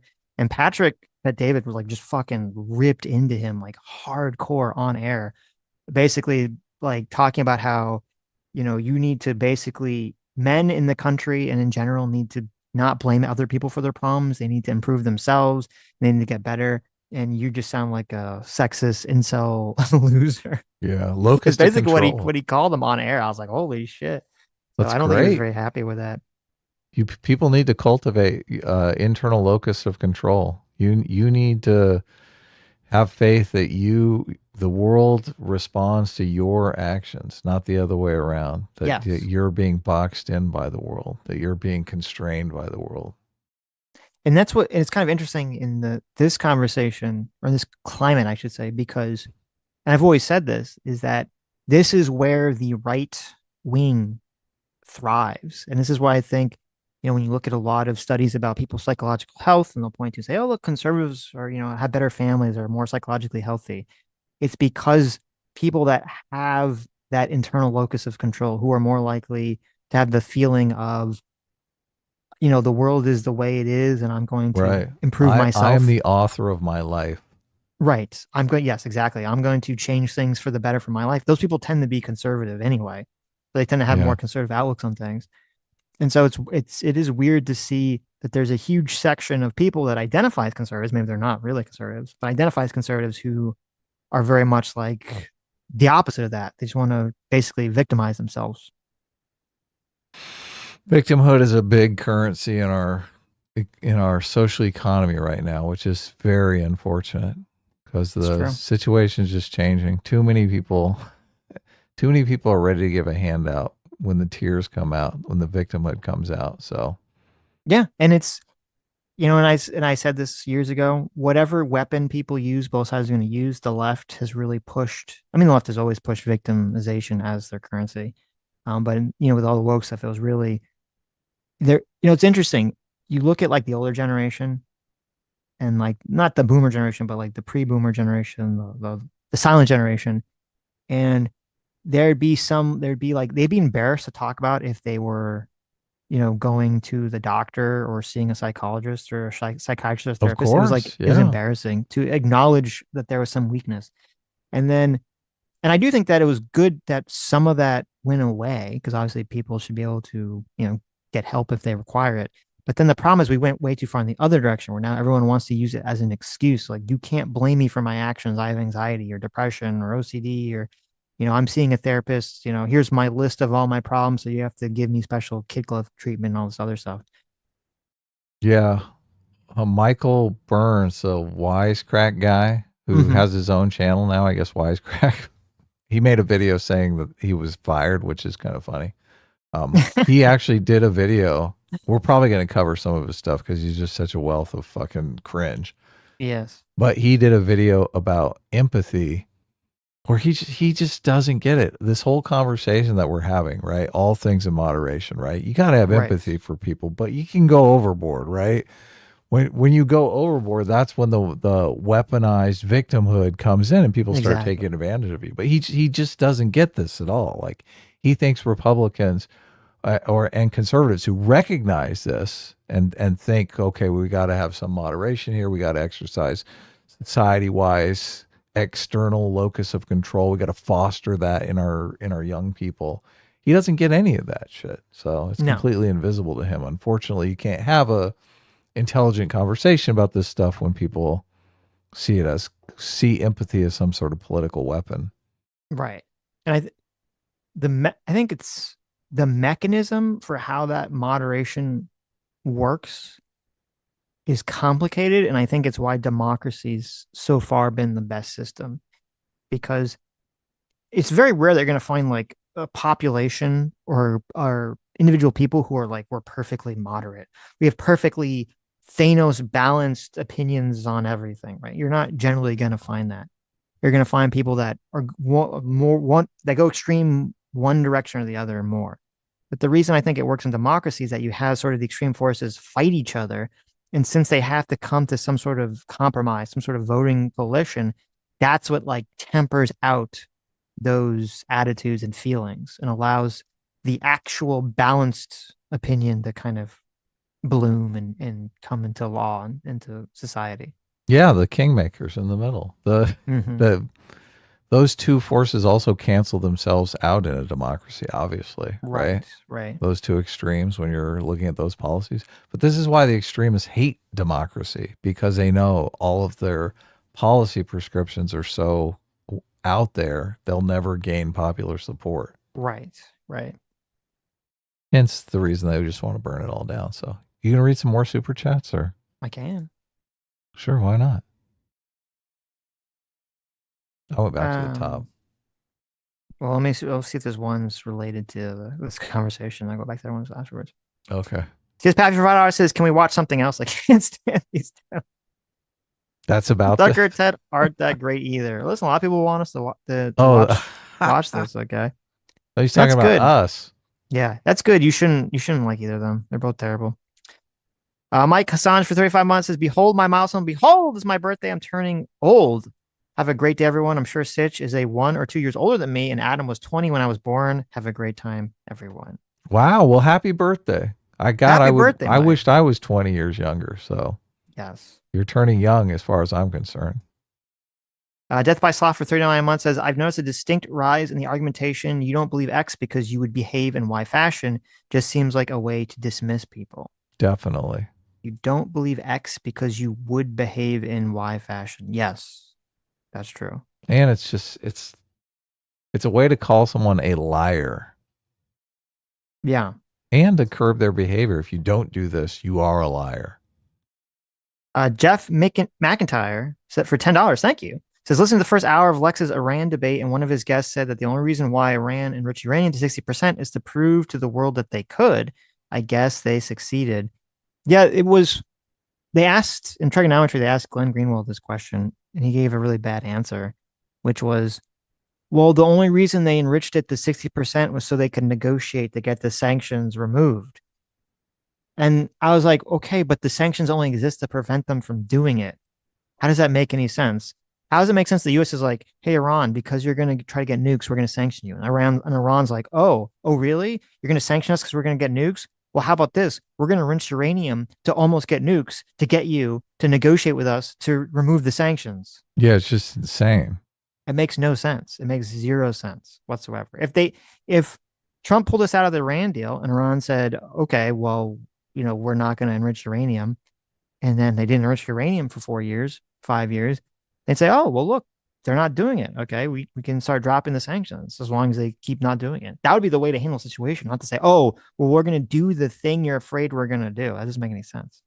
They believe, though, that we've got a target on them, that we want to destroy them. So they have insane paranoia about the West. Yeah. Well, first of all, we probably do want to destroy them. But it's only because they're enriching uranium. They're yes. fucking with us. It's like, yes. We're totally able to make agreements and treaties with all sorts of, Arab countries as long as they're, playing nice. The thing that drove me crazy with that Glenn Greenwald trigonometry conversation was he kept asking him, they've devoted all this money to terrorism, and Glenn just would completely dodge on all those questions. Mm-hmm. Like, why are they doing that? Oh, we are he kept pivoting to, what about America? We commit terrorism on everyone. We're the worst. We're state sponsors of terrorists. Take that. Right. Electro for $20 says, an isolationist versus a Christian national, two forces whose elephant is out of control, that them being responsible is always in doubt. That's a fair point. It's only a fair point. And thanks so much, Coding Jesus, for being a free seeker for 22 months. Says, can't believe it's been 22 months. Thank you for keeping me entertained while I work on my personal projects. I like how you are a voice of reason. Well, thank you. We do appreciate that, Coding. Yeah, thanks. Thanks for joining us. Libertarian Sasquatch for $2 says, X equals right-wing psychos and Reddit equals lefty psychos. Yes. Yeah. Yeah. Supposedly there might be some discovery in Ethan Klein's lawsuit with some Redditors, and I was like, what? For the snark, the snark people. Wouldn't that be great? Oh, that would be pretty funny. Fucking hate Reddit.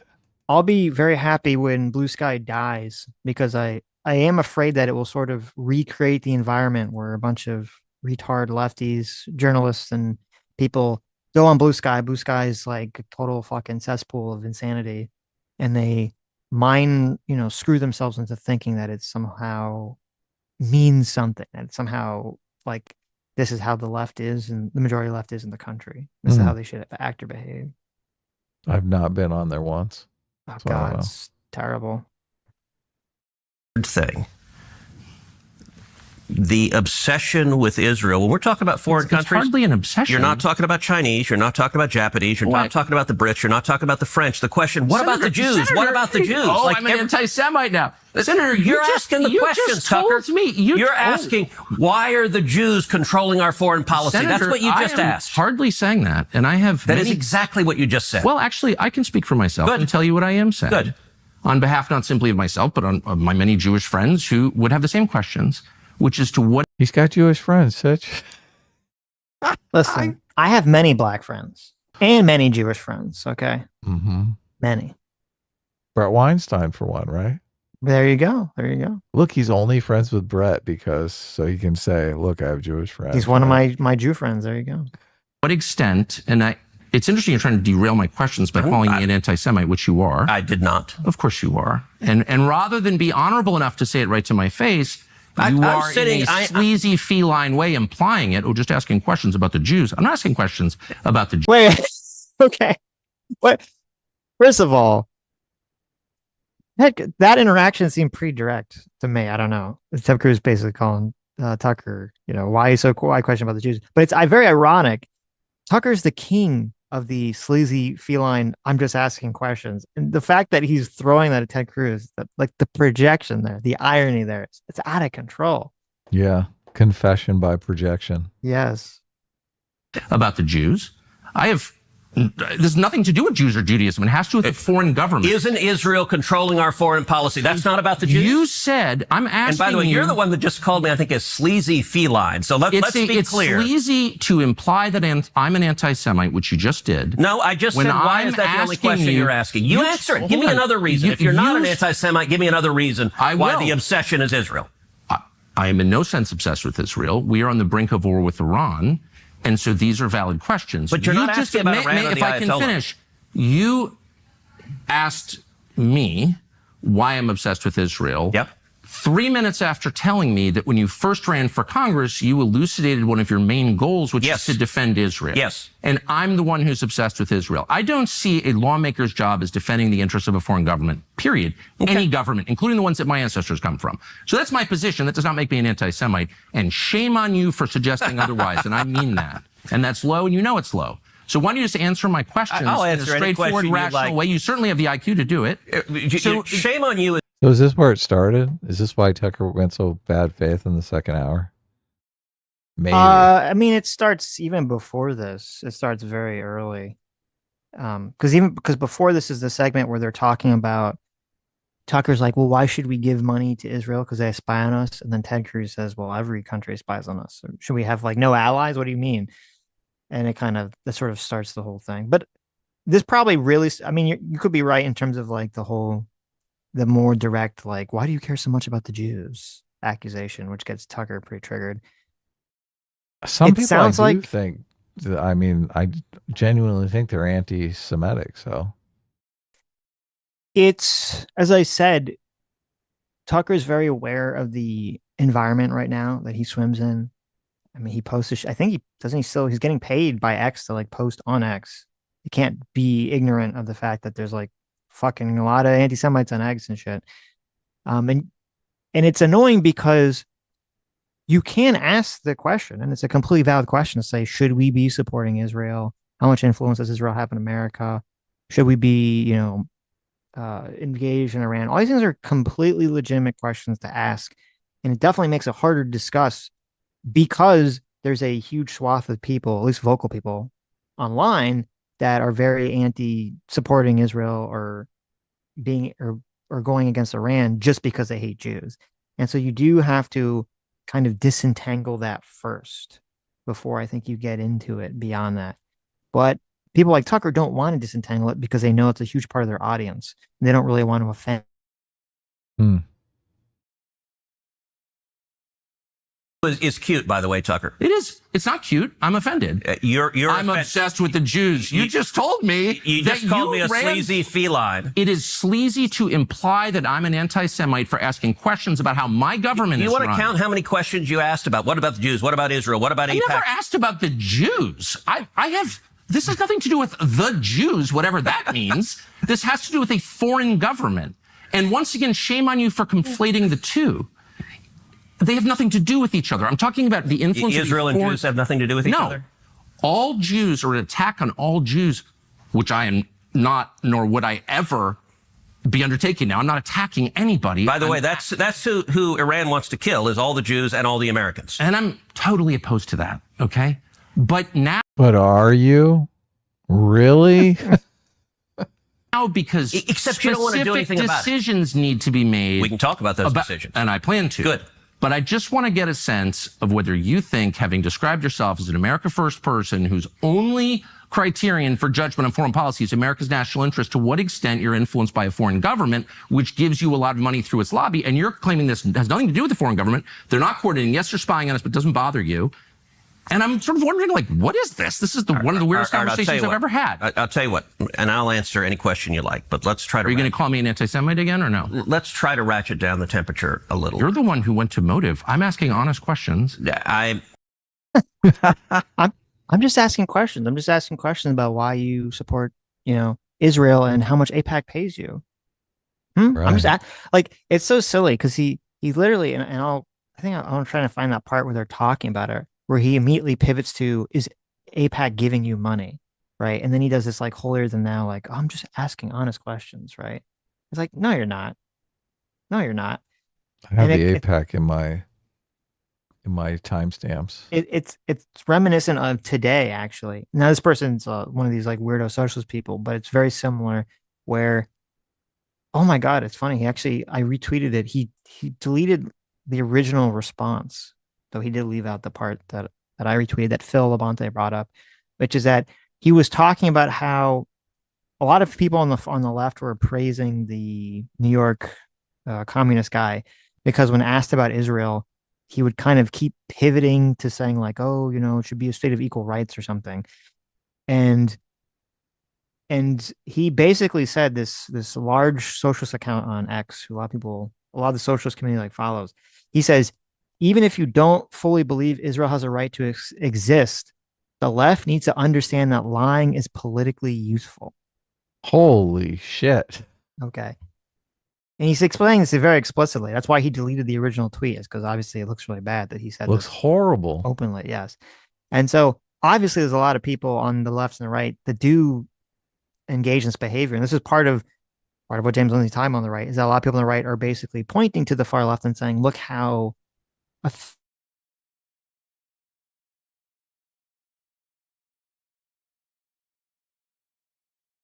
Sitch, one day You're going to actually plug in. Just plug in for us. All right, I moved the timestamp to where they talk about AIPAC. This is a debate over AIPAC and foreign influence. Hopefully, Sitch I don't will know why come you back to always us. say it's plugging in. It has nothing to do with plugging in. I don't What's know it why. have to do with? I keep telling you, the router itself sometimes blinks out. Like the internet itself blinks out. If I plug in, it's not going to change anything. Mm-hmm. You could get a new router. Well, not if it's. Well, I guess we could do that. I could try to get a new I router. just got a new router because Okay. I don't like to interrupt the show. Look at that. I totally insinuated that you were interrupting the show. Mm-hmm. That's okay. It's not your fault. It's the router's fault. All right. Mm-hmm. You should get one. We'll get a new router I'll give you the down low on to see if it good even one. helps whatsoever. But I moved so this is the AIPAC part. The debate over AIPAC's role in foreign influence. So this is earlier. We're at 30 minutes in. So yes. Evidently Tucker drew first blood here. You know why you want to. I'm not mad at you, but you're not allowed to. Sure. And I don't care for it. I don't want to be spied on by you. It's kind of weird not to say that, but you don't seem able to say that. Sure, I would say don't spy on us. They're going to anyway. And by the way, the Brits are, the Canadians are. Like, I don't think... Well, I'm not for that at all. I think it's disgusting. But we don't actually pay their... we're not their most meaningful sponsor. We're not sort of paying for the operation. Is Tucker saying we shouldn't spy on other people then? Because it's so disgusting and horrible? No, he's not going to say that okay. because that would be a stupid position for him to I thought take. we were America first. Yeah. We should fucking spy.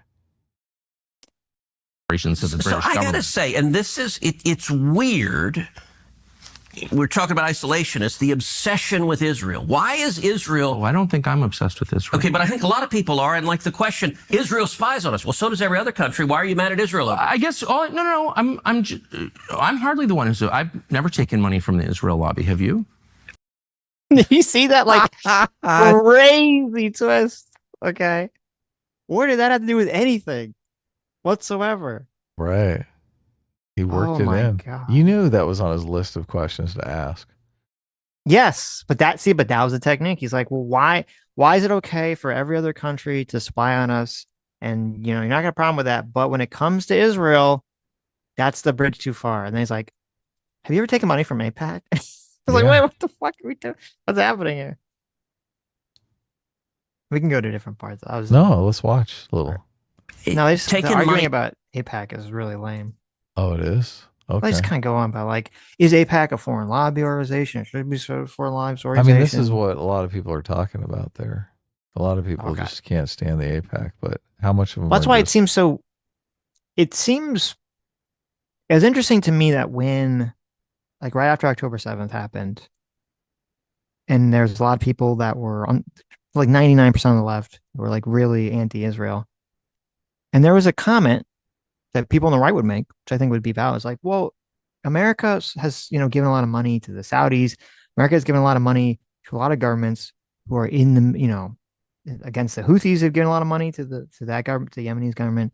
America has given a lot of money to governments that are engaged in civil wars or engaged in military actions where far more people than the Palestinians have died every year in these massive civil war and these massive conflicts. And yet we hear like nothing. There's like no peep about it from the left whatsoever. Right? Yeah, of course. I mean, some people will bring up like, oh, we shouldn't fund the Saudis. Like they'll bring it up in like a debate as like a throwdown point. Like, well, we're funding America's back because we're funding the Saudis and the Saudis are killing these people and we're funding these people are killing, right? They'll bring it up in that context, but you don't see like an energized movement like across the country. No one gives a fuck about it, right? In these colleges, it's not an energized movement. Yeah, because they don't teach them about it. Right. And it's weird. Seems weird to me. Seems a little strange that for some reason, some magical reason, Israel gets like hyper scrutinized by certain groups of people, even though there's other countries and other entanglements that America's engaged in that don't get that level of scrutiny. It seems unusual. It seems strange to me. Now with the left, a lot of it has to do with the fact that when Israel first came into being, Israel was friendly with both the US and the Soviet Union. And that during the Cold War, Israel had to choose sides. Israel chose to be friendly to the US because obviously we're based and awesome and way better than the Soviet Union. And so then the Soviet Union was mad that Israel was supporting America instead of them. And around that time period, what do you know? All the commies in America and all the commies in the world suddenly, which were very pro-Israel up to that point, suddenly were not very pro-Israel. Suddenly started to hate Israel. Suddenly this connection between, Israel is the evil white imperialist country that is subjugating brown people. That narrative formed as soon as Israel turned away from the USSR. I don't think that's a coincidence. That seems to be pretty planned, if you ask me. They're like, oh, Israel was great when it was going to become a communist utopia, but now not so much. Well, it's like when Israel was allied with the Soviet Union, so the communist propaganda would be like, look, there's like a bunch of like these little communist communes in Israel, so it's good, right? And then when they turn away from the Soviet Union, it was like, oh, they're imperialists now. They're killing all the brown people. It's like, but the behavior, they didn't actually change the behavior. All those behaviors existed the whole time. It just changes what the focus is on. That's part of how the propaganda works. Yeah. Killing all the brown people, subjugating all the people. Yeah. I mean, so much of the reason why places that are good are from colonialism, though. And all they ever do is shit on colonialism. Like we talk about institution building. And colonialism is basically just institution building. All of the nasty stuff that they would do to the native population is obviously disgusting. But sooner or later, when Britain pulled out, those institutions remained. Like they picked up those institutions and kept them. Yes. So, because they were valuable. So I wish all the conversation about colonialism could at least be balanced to talk about some of the good things that colonialism established. Oh, there's a part in the beginning that I want to check on real quick. It's kind of funny. Well, yeah, and I want to go to the apologize for funding Ukraine. Yes. Where Tucker says that America tried to kill Maduro, and Ted Cruz is like, "What are you talking about?" And Tucker's like, well, I think you know. And Tucker's is like, I don't know what you're talking about. And then he just moves on. Oh, really? Like, yes. Senator, thank you very much for spending the time to have this conversation. It's good to be with you. So you've come out for regime change in Iran, as distinct just from taking out the nuclear sites. What does regime change look like in Iran? Somebody else in charge. How do you get there? Look, that ultimately has to be a popular uprising from the people. And it's not a complicated question. Is America better off with a country that has a leader who hates us and wants to kill us, or to have a country with a leader who likes us and wants to be friends with us? And definitely the latter is better. Of course. Yeah. And so that's not a complicated statement. Look, I believe you look across the world when you have countries that have dictators that are viciously anti-America. Venezuela, Maduro hates us. Would we be better off with Maduro out of power? Absolutely. I want our enemies out of power, and I want our friends in power. This is why we have so many dictators that love America, but are still dictators and fucking evil to their people. Right. Right. Because they don't have the institutions formed to actually empower the people in some sort of political way. They don't have pluralism. That I could not agree more. The question is, how do you get there? Of course. And we've been trying to kill Maduro for quite some time. We have troops there. I don't know that we've been trying to kill Maduro. We have. And I think you know that. And I don't know that. Okay, well, as a statement of fact, we have. So we do have massive sanctions. He just said, as a statement of fact, the American government has tried to kill Maduro. What? He doesn't back it. What the fuck is he talking about? Yeah, how do you know that? What is he? This is like fucking crazy. Yeah, where did you get the information? I don't know, because I was trying to look into this. And the only thing I could see was that in 2020, there was like this weird situation where it was actually kind of silly. The guy who was, I forget his name, the guy who was the president against Maduro, who was claiming he was like the true president, he tried to hire one of these like weird private security firms that was based in Florida to like have some kind of, to kidnap Maduro essentially. And they seem like a real shit show. And because the guy in Florida was like, "Oh, I can get you 800 like troops to go storm the beaches. It will kidnap Maduro." And the whole thing broke down when like he didn't think that the guy really had 800 people, and he also the Venezuelan guy didn't think that that they could pay. Or no, This sorry, reeks of scam. yeah, no, and the American, yeah, they didn't think that the American company, no, I'm sorry, the American company didn't think that they could actually pay them whatever the millions of dollars they're asking for to do all this crazy shit. And the whole thing like broke down. But then something really weird happened where after the whole thing broke down, they still like went ahead and tried to do it or something, but with like 100 people, even though most of them were not American, they were South American. There's only like a handful of Americans there. So the whole thing seems very bizarre. And they all got like instantly stopped and arrested and captured. And there was like 2 or 3, Americans there that eventually we ended up getting back. And because there were 2 or 3 Americans that were actually in part of this weird failed kidnapping attempt, they're like, well, therefore the American government, tried to kill them or something. Right. And I Because guess they that's what were Tucker's talking about because there's congressmen? this weird what? Well, I mean, why? Just because they were American doesn't mean they're working with the government. No, of Obviously. course. And then obviously the American government, not only did the American government deny it, but it was really weird too, because then the guy who ran this weird private military contract firm thing, he was like bragging about the operation on Twitter, because it was still Twitter back then, even though it failed. And even he was saying that it wasn't that they were doing it. That he said that they actually tried to get the US government involved, and he was complaining that the US government didn't want to have anything to do with them. So but then I guess Tucker looks at that and says, well, listen, it's a stated fact that America tried to kill Maduro. So, Yeah, even if you just talk to the government, obviously the government's involved, right? yes. We tried to pressure him out of office. Yeah, and there's all kinds not of aware stuff. of efforts I'm just saying to there's a lot of pressure coming from various parts of the U.S. government on that government, and it's still there. Yeah. Same, Wait. He just went from, listen what he just said here. him out of office. Yeah, and there's all kinds not of aware stuff. of efforts I'm just saying to there's a lot of pressure coming from various parts of the U.S. government on that government, and it's still. I'm just saying there's a lot of pressure. We went from, it is a They're stated trying to fact. kill him. Yeah. We tried to murder him. Trying to Dude, assassinate there's, him. there's a lot of pressure. Okay, there's a lot of pressure. I mean, trying to kill someone that's a lot of pressure. I would agree. It's a very pressureful action. Yeah. Still there. Pressure. Yeah. Same, the country of our ancestors, Cuba, 1959, we've been working on that. Hasn't worked. So it's I think we both agree it's hard to do. It absolutely is hard. And look, I think you're reasonable to ask, how do we produce that? And I think there's a distinction between what your objective is and the means to get it. There are all sorts of things I would say we would be better off.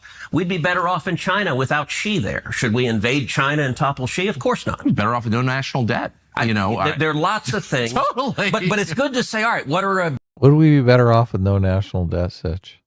No. Zero national. Zero. No. That's a long objectives? Right. And so with the Ayatollah in Iran, saying you're for regime change, I don't view as complicated. I mean, the guy literally leads mobs chanting death to America. So that's not good. Definitely not good. But the reason I think it's important to get a little more detailed about how that might happen is because there's military action in progress, which we're supporting. And the president has said clearly, including last night, that he is focused on eliminating the capacity of the Iranian government to produce nuclear weapons. You are saying we need to use military force to effect regime change. I have not said that. Oh, I must have. No, I have not said that once. Okay. I don't think we need to use military force to do regime change. I said I support it. I would like to see it happen. You asked me how should it happen? A popular uprising. What I've advocated for. All right, let's step back a second. You and I, we've known each other a long time. I would say we agree on about 80% of the things on Earth. For sure. And there are a lot of things, and we... Not anymore. Not anymore. Oh, yeah, he's out. Yeah. These guys are going to be on the debate stage running against one another in 2028, right? Oh God. I really don't think Tucker's going to run, but we'll see. I mean, why is he doing all? Like he's so upping his public profile. Because this is how he makes money. What do you mean? Yeah.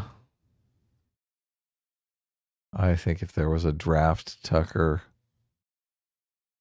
movement, Tucker would definitely throw. He'd definitely throw in. Hmm. Do you want to move forward to the Ukraine stuff? We can move forward. Okay. 134.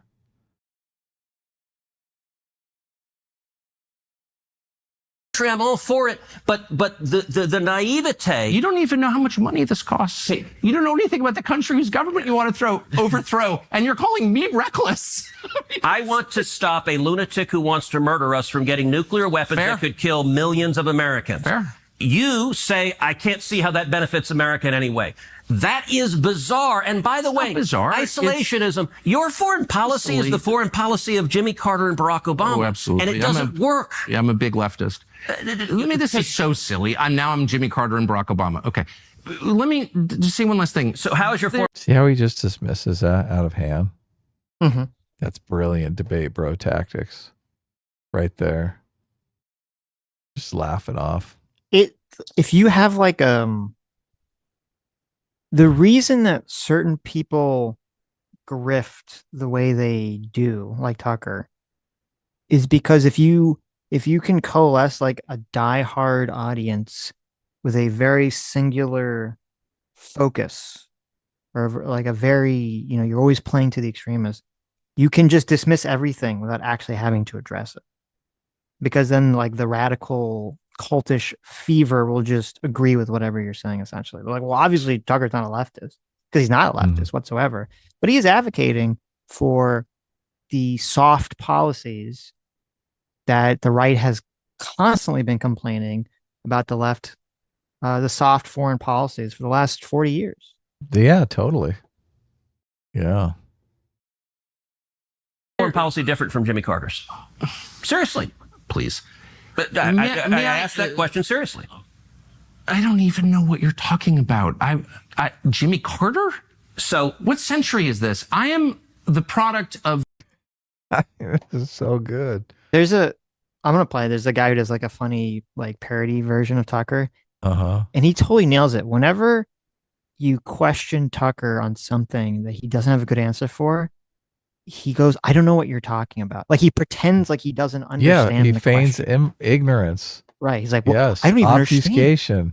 I don't even understand. My brain cannot even comprehend the question that you're asking me. Right.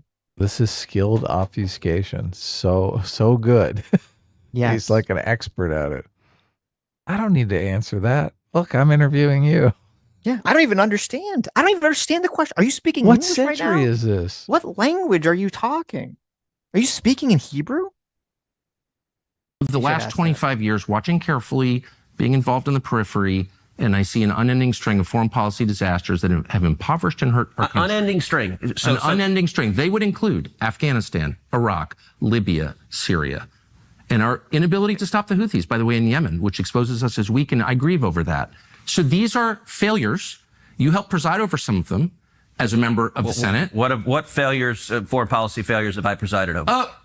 It's interesting because this kind of goes back to the thing I said in the beginning about the people not wanting to take responsibility situation, which is, if it's true, like the framing that he just threw out, all these foreign policy entanglements. I mean, obviously there's been, Iraq and Afghanistan, 100%.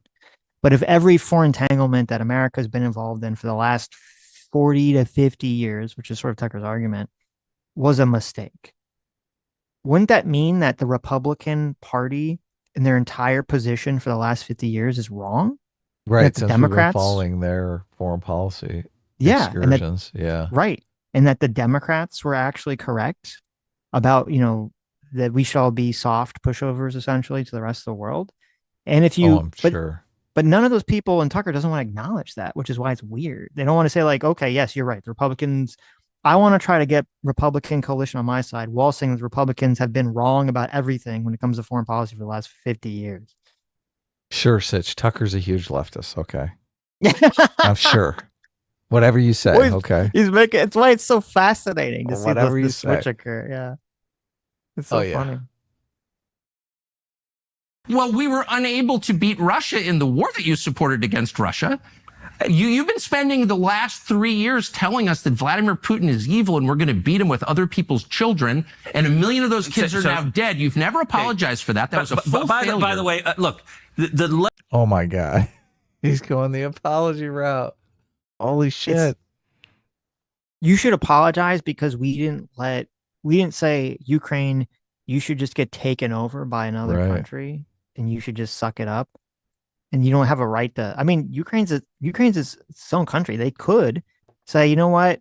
We don't want to fight for our independence from Russia anymore. We surrender, right? They could say that if they wanted to. If the people of the country wanted that, they could advocate for that position. Yeah, all those people would live if they just let Russia kill their president and take over Kiev, right? I mean, yes. Geez. And be subject to Putin's whims for the rest of time. Yeah. How many people died in the American Revolution? Of course. Yeah. I guess all those people, we should have just said, like, you know what? It's not worth it, right? It's not worth dying for our freedom, our independence. Think of all the people we could have saved if we still had slavery. Oh my God. There you go. Civil War, right? Yeah. North should have just been like, you know what? Fuck it. Right. Fuck it. The South too. The South should have been like, fuck it. We, just give up. Right. We don't have any strong feelings about any of this. Yeah. Level of number of falsehoods you lay out just in one statement are rather You haven't supported the war against Russia? Are rather stunning. So the war against Russia was caused, which I have explained at great detail, by Joe Biden's weakness. But you supported the war. If you want to talk, we can talk Russia and Ukraine. I'm happy to talk about it. Do you think that's been a success? No, it's been an absolute disaster. Okay, but you supported it. Shouldn't you apologize? No, you should apologize. I'm not going to engage in the demanding of apologies. So I'm going to. I'm like, that's my point. Is all these failures and no one ever says I'm sorry. Matter, or do you just throw out if you want to talk, we can talk. Okay, I do. I want to know why he thinks it's been an absolute disaster. Yeah, Hopefully I don't know what he means because by they that. held Ukraine back in the beginning, right? Which seemed like a huge mistake, but. Yeah. You know why? That seems like a true disaster for the United States. You have supported it. Do you believe Joe Biden's weakness caused the war in Ukraine? I think Joe Biden's aggression caused it. His aggression? What aggression? He demanded. See, they both think it's a disaster for completely different reasons. Yes. Ted Cruz probably thinks it's a disaster because Joe Biden wouldn't let Ukraine go full force in the beginning. And Tucker thinks it's a total disaster because U.S. let him do anything. Yes. Did that Ukraine join NATO? How does that help the United States? It is a terrible idea, and I have vigorously opposed Ukraine joining NATO. Okay, so that's what caused the war. No, it's not. Okay. All right. Do you want to know what caused the war? Look, you do the dismissive. You're not actually interested in facts. I see. This is a bad answer. Tucker should be like, Tucker, you had a literal face-to-face conversation with Vladimir Putin, and you asked him this question. He told him that's not it. Yes, you asked Putin directly. If this was the cause of war, and he told you no. What the fuck what are you talking about? If Ted Cruz had that response, well, it never would have gotten out because everyone just wanted to share Tucker owning Ted Cruz. Right. Ted would have retweeted it though. Yes. It would have been like, "This was my big own," and everyone would be like, "Shut up." Yes. We love Russia on the right now. You're like, okay. Okay, tell me, it seems super you're absolutely right, and I'm sorry. That is a tick of mine that is wrong, and I mean this with sincerity. I'm sorry to do that to you. I just think it seems... He's schizophrenic. How do people watch this guy? What was the tick he was talking about? Holy shit. Oppose Ukraine joining NATO. Okay, so that's what caused the war. No, it's not. Okay. All right. Do you want to know what caused the war? Look, you do the dismissive. You're not actually interested in facts. You're like, okay. Okay, tell me, it seems super you're absolutely right, and I'm sorry. That is a tick of mine that is wrong, and I mean this with sincerity. I'm sorry to do that to you. I just think it seems so obvious that sending Kamala Harris to the NATO Security Conference to say... You buy the sincerity of that? Hell apology? No. Okay, no. Oh, fuck no. I think he's like all over the place. He seems like a psychopath to me. More like schizophrenic though, like just scatterbrained. That's right, what I'm thinking. right. Yeah. Maybe. To join NATO is what triggered the invasion days later. Okay, so can I? This will take a few minutes to lay out because it's complicated. Wait a minute. Russia had been building up Forces. its forces Yeah, for months. yeah. And they kept saying, and US kept saying, stop doing that, stop doing that, stop doing that, stop doing that, stop doing that. And Russia's like, we're innocent, we're innocent, we're innocent, we're innocent. And then they invade. And Tucker's like, well, actually, Russia only invaded because Kamala Harris made some comment like a No. day before it happened. Like Russia was like, you think like Russia, before they invade another country, is like, okay, well, we weren't going to invade, but Kamala Harris made some comment we didn't like. So now we're invading a country. Yeah. That's retarded. And it's frankly fucking retarded, Tucker Carlson, that you believe the entire logistical operation of Russia invading Ukraine was not decided or did not actually happen until Kamala Harris made some comment about NATO that Putin personally didn't like, supposedly. How do you sit down with Putin? And we covered that conversation. And you bring up the NATO thing, thinking it's a softball for Putin, so Putin could just say, "Oh yeah, we were totally terrified that Ukraine was going to join NATO and be a security threat for us." And Putin says, "Oh no, we weren't scared of that at all. Let me tell you about how Ukraine has always been part of Russia for 2,000 years." Right. Like, how do you not remember that? Well, he does remember that. He's just not going to bring it up because it hurts his argument. So then he's basically just saying whatever his audience wants to hear, because that's the predominant narrative. Yes. No, the honest narrative, the one that Putin laid out, has never really entered Western media predominantly. No. Yeah. But I think the facts matter. I think two things caused the war in Ukraine. Number one, I think Biden's incredible weakness and the disastrous withdrawal from Afghanistan. Now, I believe we need to leave Afghanistan, but not with the incompetence that led to 13 servicemen and women being murdered by terrorists there. The way Biden did that was disastrous, and I think our enemies looked to the commander in chief and said, "This president is weak." And when that with this is also just so Harris was. I'm gonna try to find the comment because I don't remember exactly what she said. But she was vice president at the time, whenever she made this comment.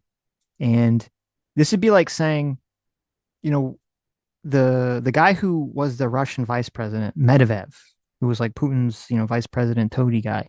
He had this like long Twitter post about how Russia should give Iran nukes now because of what happened.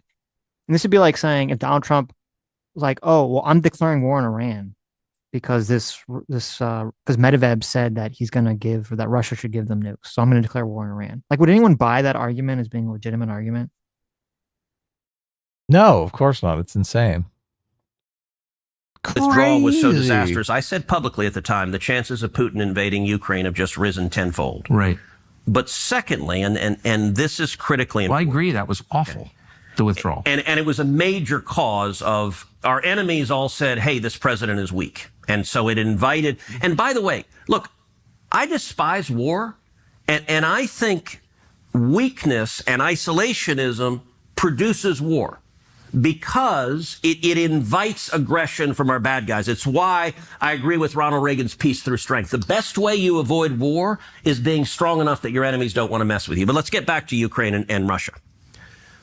Look, Putin didn't wake up 2 years ago and decided he wanted to invade Ukraine. He's wanted to invade Ukraine for decades. Putin has referred to the collapse of the Soviet Union as, quote, the greatest geopolitical disaster of the 20th century. And Putin has long been explicit. His desire is to reassemble the old Soviet Union and, in fact, reassemble the Russian Empire that was even bigger than that. If you want to reassemble the Soviet Union, the natural place to start is Ukraine. Do you really believe that Putin has territorial designs on Eastern Europe? Yeah. Oh, my God. Do you really believe that? Are you an idiot? Do you really believe that?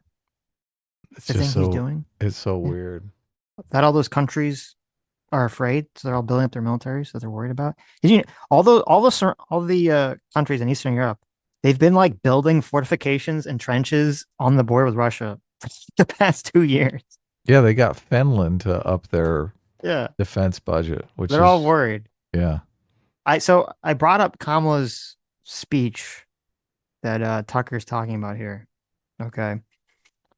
Are you ready? Are you ready for the very incendiary? Yeah, let's hear the comment. Strong. Okay, here it is. It's got to be like, fuck you, Putin. Yes, here it is. She says, as President Joe Biden has made clear, our NATO allies and our partners have been and remain open to serious diplomacy. We have put concrete proposals on the table. We have encouraged and engaged Russia through NATO, an organization for security and cooperation in Europe, and UN and bilateral dialogues. We have engaged in good faith. Russia continues to claim it is ready for talks, while at the same time it narrows the avenues for diplomacy. Their actions simply do not match their words. And let me be clear. Here it comes. Let me be clear. I can say with absolute certainty, if Russia invades Ukraine, are you ready? If Let's Russia invades Ukraine, the United States, together with our allies and partners, will bomb the shit out of them. Will impose significant and unprecedented economic costs. What? Well, bombs? No, that's the big line. Look at that. I never seen this speech. This is making me think Ted Cruz is right. That does sound pretty fucking weak. That does sound pretty fucking that was like the green light speech. Yes. Oh, you better not invade or we're gonna sanction you some more. You better not do it. Here's what she continues. We have prepared together economic measures that will be swift, severe, and united. We will impose far-reaching financial sanctions and export controls. We will target Russia's financial institutions and key industries, and we will target those who are complicit and those who aid and abet this unprovoked invasion. Wow, yawn. There you go. Oh, wait, it gets better. It gets better. As President Biden has said, our forces will not be deployed to fight inside Ukraine. Wow. But they will defend every inch of NATO territory. I mean, that sounds like it's saying, like the Biden administration was saying directly to Putin, like, listen, you can take go Ukraine, into Ukraine. but don't touch any of those NATO countries because we'll defend those, but not Ukraine. This is terrible. That's kind of a big fuck you to Ukraine right there. It is. It is. I am curious as to how Tucker thinks this speech made Putin invade Ukraine in terms of it being too tough. It was so tough that Putin just had to invade Ukraine. Yeah. Yes. What countries? He has said that you can go and read his. Hold on. I don't want to lose the narrative of what happened, so we can go back and do that. But I don't want to lose telling the story first. So let me explain this, and then if you want to go back, we can take all sorts of digressions. But just give me a couple of minutes to lay out the facts of what happened. He has wanted to invade Ukraine a long time, and he's done it before. In 2014, he invaded Ukraine, invaded Crimea. When Barack Obama was president, he invaded the southern portion. He did not invade the rest of the country. Why? And the reason is the principal source of revenue for Russia is oil and gas, and the natural gas pipelines run right through the country of Ukraine, and he didn't want to jeopardize his ability to get gas to Europe. Right. So in 2015, Putin started a project called Nord Stream 2. Did anything happen in 2014? In terms of what? Wasn't there a coup in Ukraine run by the Obama administration? Let me finish telling. I told you. Oh my God, no. Becker is really bad at this. He's really bad at this, but it's, and he's got, I mean, Tucker has all the talking points. He has all like the pundit talking points, right? There was the phone call. He should bring up the phone call. I want him to bring up the phone call. Dave Smith doesn't even bring up the phone call anymore. No. His best friend, Scott Ritter, finally told him, said, listen, that phone call is stupid, Dave Smith. Stop bringing it up, okay? Yeah. I told him that years ago, but he didn't believe me. We just have to get to Tucker Carlson. He needs to know. Why didn't Dave Smith tell Tucker Carlson? Doesn't he talk to Tucker? Well, no, see, now I don't know if Tucker's going to bring up the phone call, but they still believe that the United States couped Ukraine. Yeah. Even without the phone call. So it doesn't matter. Their top piece of evidence to support this narrative was dismantled, and they didn't change their opinion. They just held fast, which is unfortunately the way this typically works. Why is that? It's almost like they want to believe it because it's better for their narrative. It's not based on something fact related. Sad. We'll take lots of digressions in a second. Let me finish telling the narrative. 2015, Putin began building Nord Stream 2. Nord Stream 2 is an undersea pipeline that runs from Russia to Germany. The entire purpose of Nord Stream 2 is when it was completed and turned on, it would let Russia circumvent Ukraine and get its gas straight to Europe. In 2019, Nord Stream 2 was almost complete. And the conventional wisdom in Washington was, this is terrible, but there's nothing we can do about it. I didn't believe that. So I drafted sanctions legislation that was targeted to stop the pipeline. My legislation passed the Senate with overwhelming bipartisan support. It passed the House, and Donald Trump signed it in law. Can I just ask, why wouldn't you want Germany to have cheap energy? Because it empowers Russia. And I believe in making our enemies weaker and our friends stronger. Has blowing up Nord Stream made Germany stronger? Not being dependent on Russia has made Germany stronger. So you think Germany is stronger now than it was 4 years ago? I think not being dependent on Russia. Germany has all sorts of problems, and many of them are domestic to their own politics. Hold on, let me finish. I'm trying to... No, but what you're saying, it doesn't... Germany seems so much weaker now that its energy costs have spiked and the manufacturing sector is collapsing because of that. Wasn't it? This was like, it's weird to hear Tucker bring up this stupid point, because this was a big own for the Trump side, a correct own for the Trump side. Because remember, during Trump's first term, he went, and he talked to Germany. There's that speech where he gives about how Germany needs to be, distance itself from Russia and needs to be more energy independent or get energy from other sources. And that's stupid for them to be so involved in Russia. And there's a famous clip where Trump's saying all this, and it cuts to the German delegation, and they're laughing at Trump. They're going, ha, ha, ha, ha. This Trump guy doesn't know what he's talking about. And then obviously Russia invades Ukraine and everything falls apart. And yes, Germany should have listened to Trump the whole time. And that was like a big own. That was a big get for the Trump camp. So it's weird to see Tucker like completely dismiss all that now, just so we can try to get a dunk on Ted Cruz in this conversation. Yeah, I thought he loved Trump.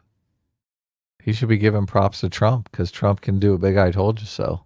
Right. Let me finish. I'm focused on America's interest. I don't want Russia stronger because I believe Russia is our enemy. You and I disagree on that. We can talk about that.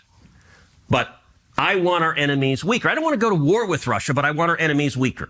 I don't want Europe dependent on Russia. I don't want Putin rich with oil and gas revenues and able to invest in his military and pose a threat to America. So the sanctions legislation that I authored, it passed.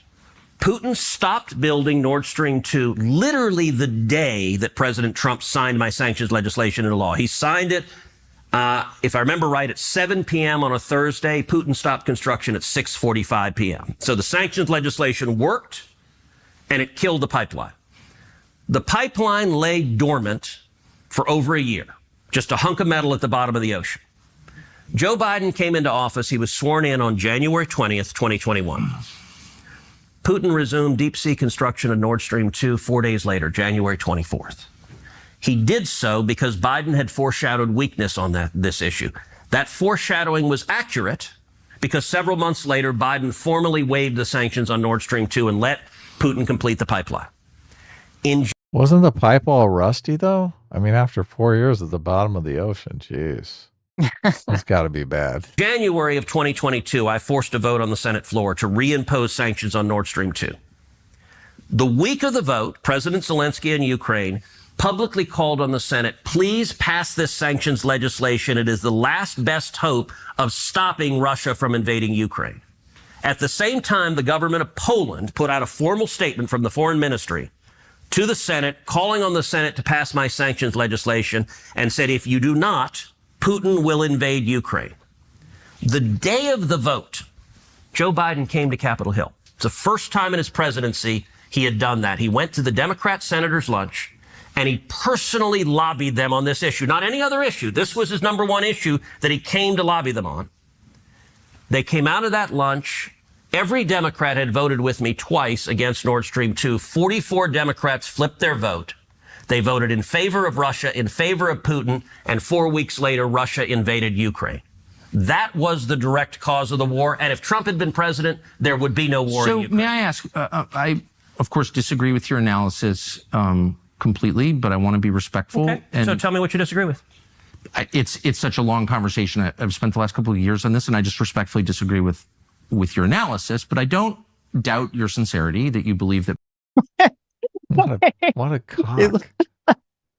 He's like, he lays out his argument, and then Tucker's like, I completely disagree with everything you're saying. You're completely wrong. Okay, well, how am I wrong? Let's I've not studied talk about it. for a very long time. So I'm not going to tell you why I think you're wrong. Just I've studied this for a long time and you're wrong.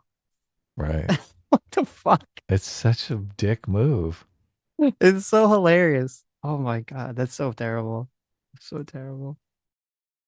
Ted is a total, he's really performing terribly. I mean, I've never seen him perform super well in any of these conversations, but this is really like the fact that he let him get away with that is crazy. Has he? Putin is Well, I'm assuming he didn't. I would Ted's gonna immediately cut him jump off and be in. like, "Well, excuse me, you need to Say, actually no, answer fuck this question." you. Yeah, fuck you. You don't get to move on. our enemy, that it's Western Europe should not be allowed to use Russian energy. I mean, you seem to really believe these things. My question is about results, because I think it's relevant to what we're seeing now in Iran. You look back after having you personally voted to send billions and billions and billions of U.S. tax dollars to Zelensky to support his civil service and the war against Russia and all this stuff. Can you say that what you did worked? So I can say what I did personally, sanctioning Nord Stream 2 worked and prevented a war. And if Trump had still been there, if the sanction had been in effect, there would be no war. I'm in favor of avoiding wars. But once the war broke out, you voted to fund it to the tune of billions and billions and billions. And to be clear, and did that work? Okay, to be clear, what I voted for the initial tranche of funding, and then I voted against the subsequent one. So it hasn't worked. So I've been in between. I haven't been on the full Ukraine, full-throated hawk side or the anti from day one. I voted for the initial tranche of funding because I wanted Russia to lose. I think the Biden administration administered it in a horrible way. I think they wasted a ton of money. And I think what they did was actually incoherent because they were funding both sides of the war. I was very vocal and among other things, flooding $100 million to Iran, which was used, among other things, to help the nuclear program, but also to make drones that Russia used to fight. So here's my concern. I'm not going to defend the Biden administration. Really did a lot to wreck the United States. Yeah, did the most damaging administration at the end, in history. Where we sit now, Russia is stronger. It's closely allied long-term with China. I don't know that Russia's. How can he say that? Russia's stronger now? Yeah. What? What the fuck? Russia's We economy. live in a dream world. Yeah, Russia's economy is not doing very well. Their population is not doing very well. They were already having a birth crisis before. You know, I mean, people died now in Russia. People are not happy about the continual war. They've become completely dependent on China, which Russian intelligence acknowledges is a huge mistake and thinks China wants to take them over at some point in the future. So Russia's even concerned about that. But they're doing much. They're so much stronger now. Yeah, it's ridiculous. The conversations in the West are over if Russia collapses, who's going to get the nuclear weapons. Yes. You don't have those conversations because they're doing so well. Not to mention they've expended so much of their military resources completely. Yeah. I mean, yeah. That this is part of why the Israel and the US were able to bomb Iran. If Russia was totally, if there was no war in Ukraine, I don't know if that would have been the case because Russia might have swooped in and started sending Iran a bunch of missiles and shit. Yeah. What do you think of the Trump phone call from Putin where Putin was offering to mediate on the Israel-Iran thing? And Trump told him to take a hike. Pretty funny line about that. Oh, he did. Yeah. Where he was saying, no, I don't need I want to talk to you about Russia, Ukraine. Yeah, he said, Putin was like, let's see if he said, this is what Trump said. He said, as you know, Vladimir called me up. He said, can I help you with Iran? And I said, no, I don't need help with Iran. I need help with you. Yes. That's pretty funny. I need help with Russia and Ukraine. Can you stop? Can you stop fucking invading Ukraine? That'd be nice. Yeah. At least he's come to terms with Putin being untrustworthy. That you can't really have a conversation with him where he's going to be on the up and up. Mm-hmm. It's funny that he's trying to get between that, work his way into that deal as well. Putin, such a little slime bag. And look, Tucker Carlson loves Putin. Anyway, you want to read some super chats and maybe watch a little of that James Lindsay thing, or? Sure. That was also what was kind of ironic about Tucker going off on the, Ted Cruz receiving money from AIPAC and all this stuff. Because not only has Tucker gotten money from foreign countries for to do these interviews, there's no way that we will not find out in 5 to 10 years that Tucker is getting a huge paycheck from some foreign government. Oh yeah. Whether it's some Seems foreign government, obvious. whether it's Qatar or some foreign government in the Middle East or Russia even, it's gonna come out. And it's just gonna be like, oh, well, obviously, really? Is anyone surprised by this? Is anyone surprised that Tucker's like massive pivot to, oh my God, America's bad, America foreign policy is awful in every regard whatsoever, getting paid by someone who's not American? Does that surprise anybody? According to Brett, he loves America. Okay. I am skeptical. I am very skeptical of that. Don't be skeptical. Christoph Keaton for €10 says, at the end of 1,000 years, Putin finally did say that NATO promised not to expand east and did, and wouldn't let Russia join NATO and so on. So he did get to Tucker Carlson's talking points. He did bring up well, it's funny because those 2 points aren't even true. Those are lies.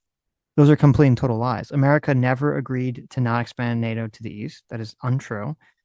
There was a conversation about once Germany reunified, that America wouldn't put its military in East Germany.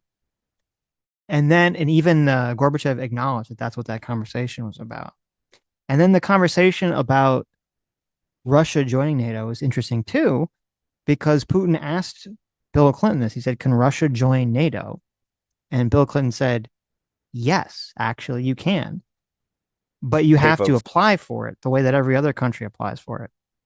And Russia was like, oh, well, if we have to go through the same procedure that everyone else has to go through to join NATO, we're not going to do it. So go fuck yourself. You got to roll out the red carpet for us. And I think everyone acknowledges, every foreign, even, even usually the pro-Russia people acknowledge that Russia's ask where they could join NATO was not real or sincere anyway. Because if it was real or sincere, they would have actually gone through with it. They would have actually applied. Applications, what a pain in the ass those are. There you go. They just don't like filling out paperwork. That's the real issue. Who does? Lucy Lundbug, thanks so much for 5 gifted memberships. Malik for $10 says AIPAC is the keystone of the establishment. That doesn't really make sense, though. The establishment, whose establishment exactly? That's part of the conspiracy theories, that AIPAC controls everything, right? When they lean a lot more to the left, so they wouldn't really be the control of the Republican establishment whatsoever. And AIPAC spends a lot less money than other lobbying firms, though. It is strange that they get so much focus. R-Word, thanks so much for joining the Free Will Seekers. The Booster for $10 says, or for $5 says, Tucker has an annoying emotional cadence and tones that I've only encountered with manipulative women, pregnant pauses, and feigning outrage constantly. That's very true. That's very true. Oh, before we watch this, we should watch the parody thing because that guy nails it. Become the Knight for $5 says, Tucker has been a snake since Trump's first primary. True. Very true. Short Side Gone for $5 says, have you seen Vosh and Kyle Kalinske cope that the bunker busters did nothing? They take everything Iran says as biblical fact. It's so weird. Yeah, not only is it stupid and weird. I mean, obviously they're going to do that.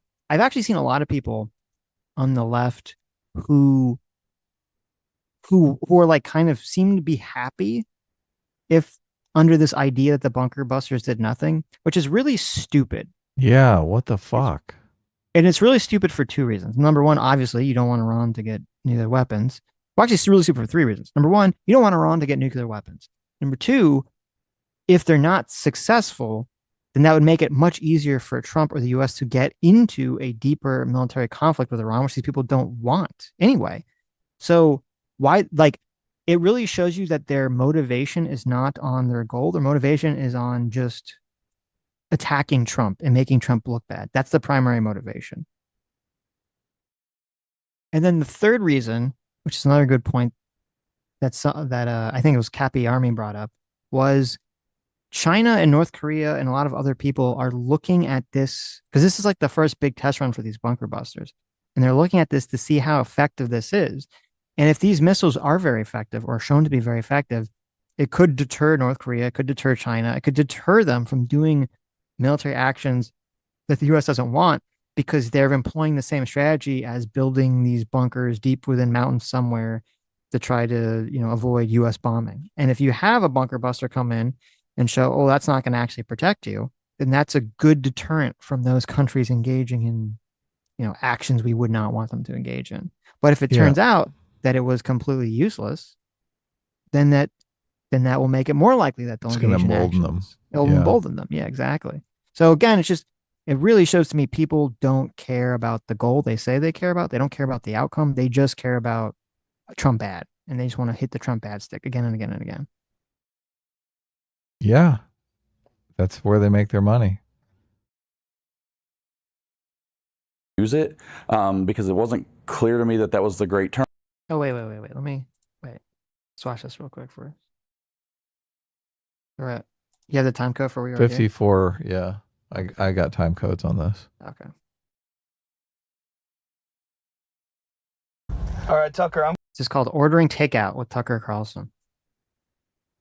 All right, Tucker, I'm going to order some takeout. What do you want? You want sushi? Well, I certainly have nothing against the Japanese. I think Japan is a wonderful country. I've gone there with my family, taken my children. Okay, but what do you I think what we did to them in World War II was unforgivable and heroic. It was absolutely necessary to do that, and I condemn it. Like totally. So, I have nothing against the Japanese people, at all. What other options are there? Okay, how about some Chinese? I mean, certainly everybody thinks, oh, you love China, love Mao. That couldn't be further from the truth, at all. Okay, but do you want Chinese food? I mean, I think China's a great country. It's a beautiful country. Shenzhen, Shanghai. I slept with a Chinese hooker in college, actually. Her name was Lu Lao. She was wonderful, really great person, actually. An amazing person, one of the greatest people I know. Still in touch till this day. I don't know where she is, but she's wonderful. Okay, but we're trying to just order takeout. What do you want? I don't really know what that means, actually. What? Order out, take out? Are we going to be stealing? I don't believe in stealing, taking anything. I would never steal. No, just... But... what does that mean? Okay, we could also get... That's exactly how he acts in that conversation with Ted Cruz. Yeah. The total flip-flopping. Yes. Yeah. That's why I said he sounded like he had schizophrenia. Yes. Because he's all over the place. Yes. This guy is Ami Kozak is his name on YouTube if you want to check him out. There's a bunch of Tucker Carlson impersonations that are pretty funny. Hey folks, welcome to this very special Dark Horse intervention. I am, of course, am Brett Weinstein. I'm sitting with James Lindsay, the subject of the intervention, and I'm, of course, also sitting with Mike Nana. Welcome to both of you. Oh my God, they frame it as an intervention? I'm feeling like this is... and I heard they didn't tell Lindsay that it was an intervention before they started filming. Isn't that a true intervention? This is like fresh reaction. So Right. look back. We'll watch it again. They show Lindsay's reaction in the wide shot, and it really looks like Lindsay's like, what? Hey folks, welcome to this very special Dark Horse intervention. I am, of course, am Brett Weinstein. I'm sitting with James Lindsay, the subject of the intervention, and I'm, of course, also sitting with Mike Nana. Welcome to both of you. I'm feeling like this is a setup. Well, yeah. That's the only way this works. Oh my God, they didn't tell him. That's crazy. That's fucking wild. Look, I do think, and we're gonna jump to the timestamp because him telling his story is super fucking sad, and I do think he was effectively canceled by the right wing, where his source of income has just been cut off completely. And so a lot of the old people who are in his circle, right? Brett Weinstein, Jordan Peterson, who else has he talked to? They have basically reached out to him to kind of, signal boost, promote him or whatever to kind of save him from this impending doom. But I mean, what he's doing is so obviously dangerous and bad that none of them are on board with what he's doing, and they're all completely critical of it. So I don't know that them inviting them on their podcast is actually helping the situation. I'm not sure how you can help the situation at this point. Yeah, I don't think you can. I don't think there's any. It's too late.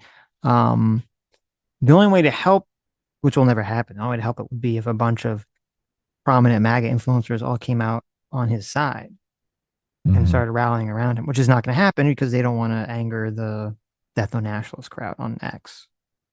But I don't agree with a lot that Brett Weinstein says. I still like Brett Weinstein, but this is a huge mark in my mind against him.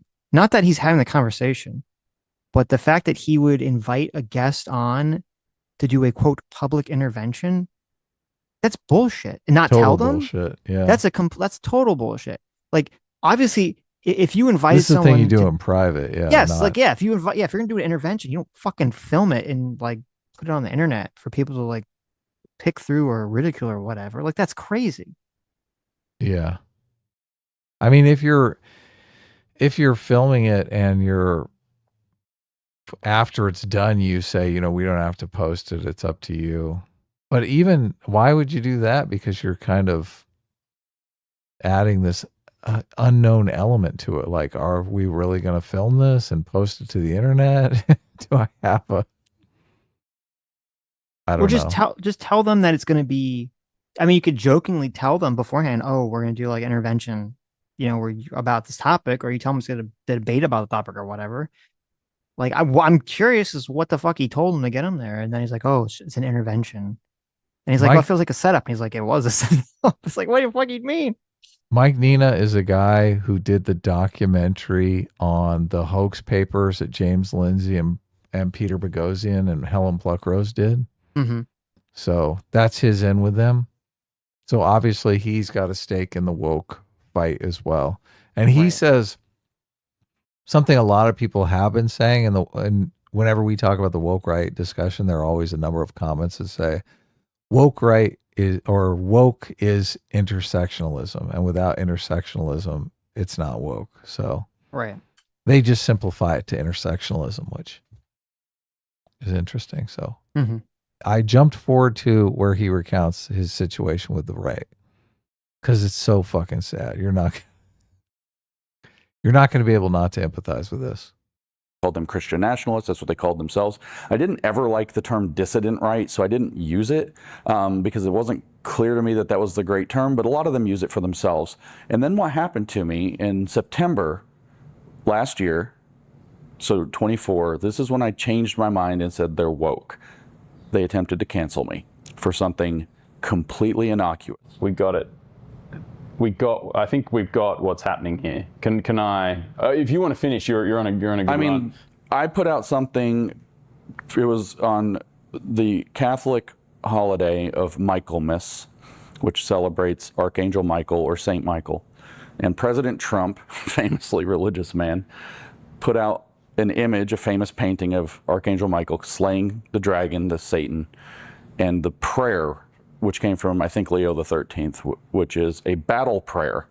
And I said, as I tend to do, this is just part of my research, do you know that the New Age occultists have a different view of Michael? So making this a huge thing in MAGA without adding the clarity that there is an entire occult interpretation of this you might not be aware of is dangerous. And I think somebody put him up to it, and I don't think he knows what it is, but we should be careful with this. And the blowback I got was so disproportionate, was so unbelievably insane. Lost thousands of followers. James hates Catholics. James wants to ruin Christians. James is the enemy. Nasty threats, all in my direct message. I have tripped that tripwire too. And so I was like, this is not like James said something stupid or uncomfortable. I got 30 times the blowback that I should have. You got religious fervor back but for not having... just religious. I understand that some Catholics, first of all, might have misunderstood it, but I also watched the phenomenon play out, where I watched people who are influencers take what I said, change it into something I didn't say, and then that's the only thing I said. So can I frame what I think's going on here? Yeah. And I think that this is the problem. The center of the problem is that Twitter's become a bit of a hellhole. There's groypers. There's a lot of awful behavior there now, and it's gone. Groypers, by the way, are a visible group that are woke right. The groypers are unambiguously woke right. But I agree about the groypers are an issue. So what's happened here is there's an intellectual project. Jim sees something. I think they go deeper into what he, like his cancellation of his different speaking gigs and whatnot. So, but what is your reaction? Obviously, I don't think you can say the kind of thing. Look, even he makes a snarky comment in the beginning about how Trump is not really a religious man. Like, everyone wants to play along that Trump is deeply religious. So, yeah, but I mean, I feel like everyone in their heart of heart knows that is not true. Yeah, but look, they don't want that put in their faces. Didn't they literally call Trump Nebuchadnezzar in his first term? I'm not sure. Who's Nebuchadnezzar? Nebuchadnezzar, wasn't he like some Babylonian guy who he was helpful or instrumental in like helping Christians promulgate, even though he himself wasn't exactly Christian?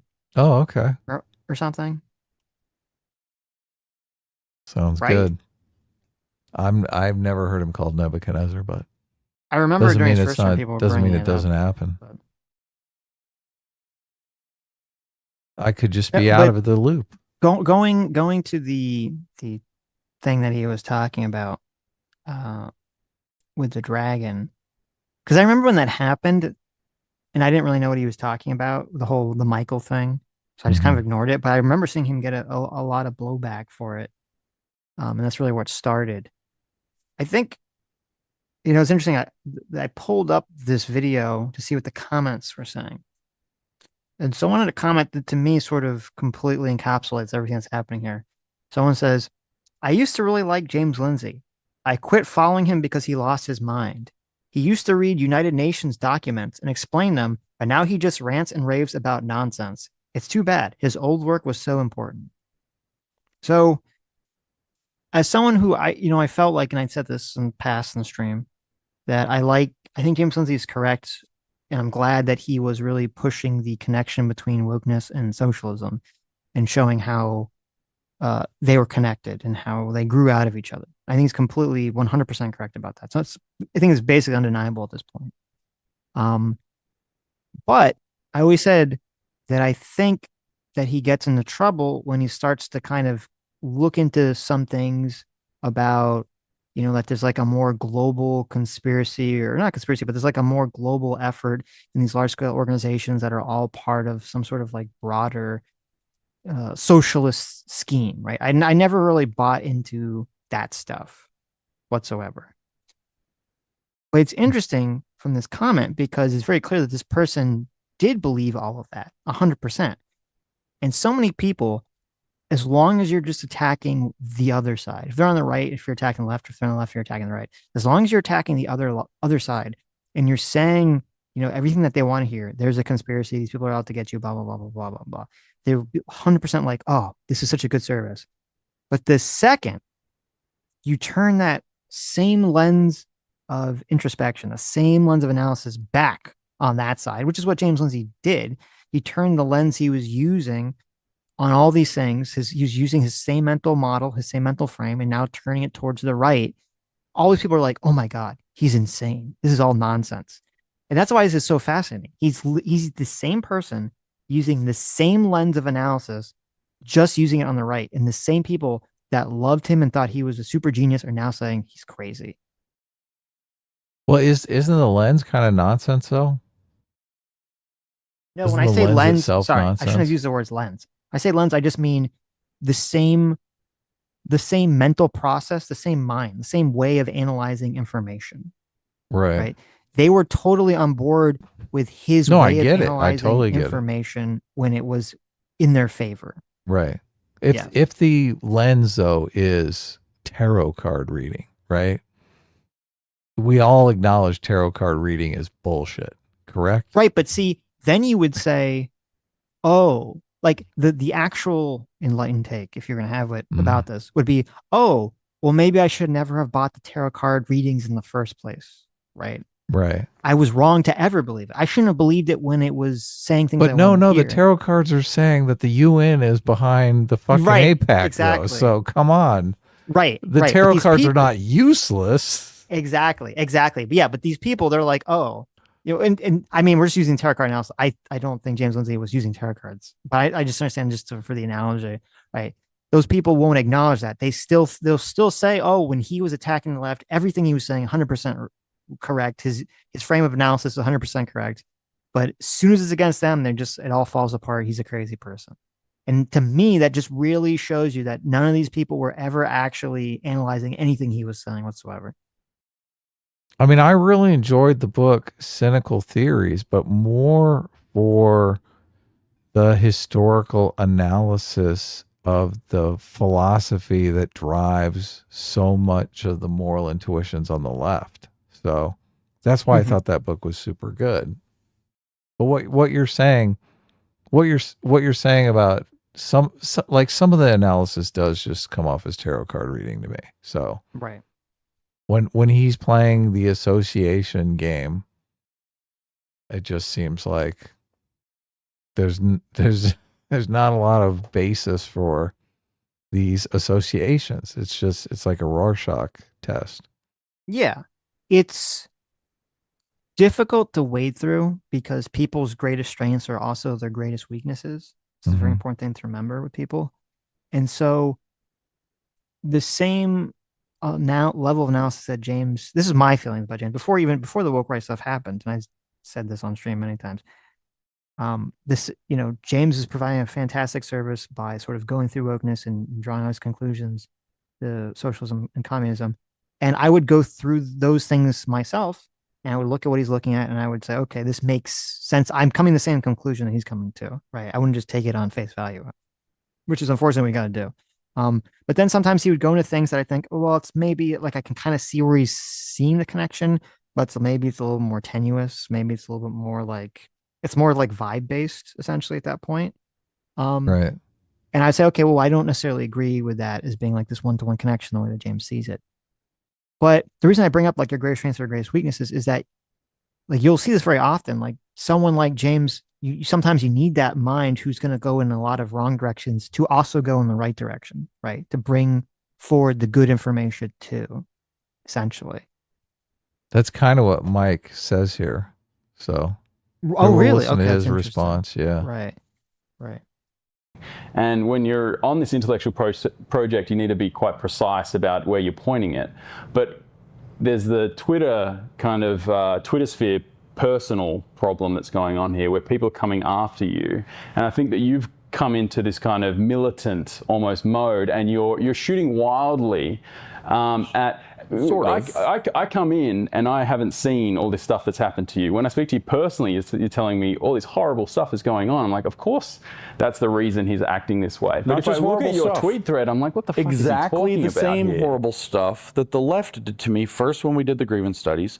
Second, when I said I was going to vote for Trump. It's not one thing. It's just these. You can't take 1,000 people and say, hey, this is one single entity. You're absolutely right about this.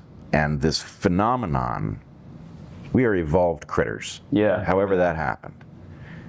As evolved critters, we make a natural assumption about what somebody else who was present saw, because you can make that assumption. I know what your experience of this room is like. I can teleport that far and imagine, right?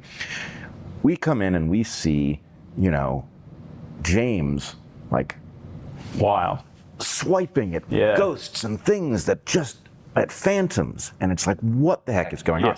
And we have no idea what's been targeted at him. And part of what's been targeted at him is undoubtedly organic, and part of it is probably bot amplifiers. And some do they say, when they say that he's swiping at phantoms and ghosts, what are they talking about? Are they the woke right? Yeah, but do they just have a problem with the term? They think it's just not widespread? Are they? I mean, I assume they acknowledge that there is like a weird. Brett in the beginning says it's just categorically incoherent. I mean, Brett basically has my position. No. what I'm asking is this all just a Sitch's law? They're all arguing over the term, or does Brett not think the group that James Lindsay thinks exists? Does he not think they even exist? They're, there is a group they're of arguing over the term. Okay, so but does Brett acknowledge that there's a group of anti-democracy, anti-liberalism, far right group on X? Yes, of course. Okay. They've always existed, though. I mean, that's why.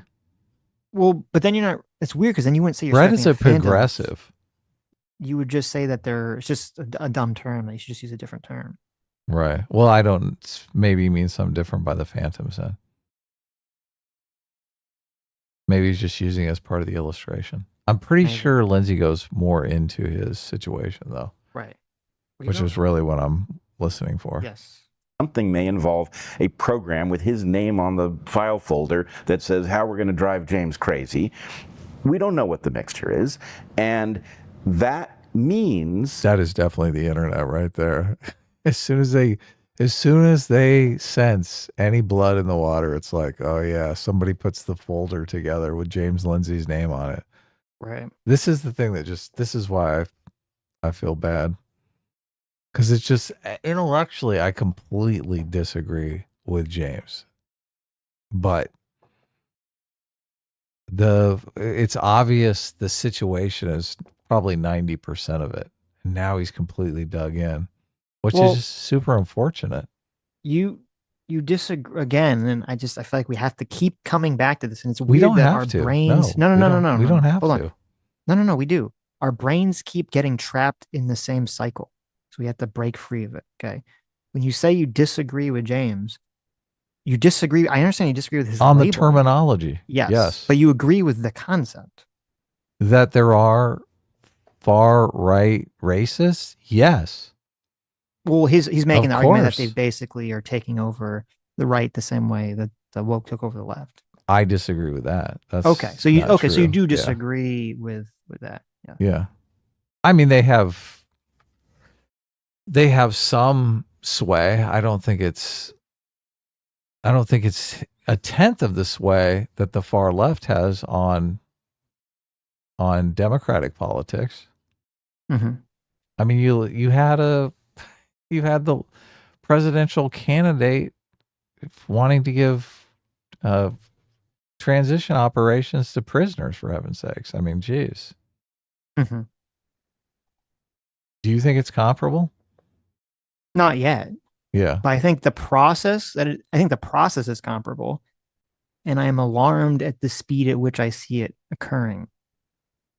But I guess that's part of the disagreement, because maybe you're alarmed at the change on Twitter, but that's not the real world. Like, what is your metric for how it's actually affecting the real world?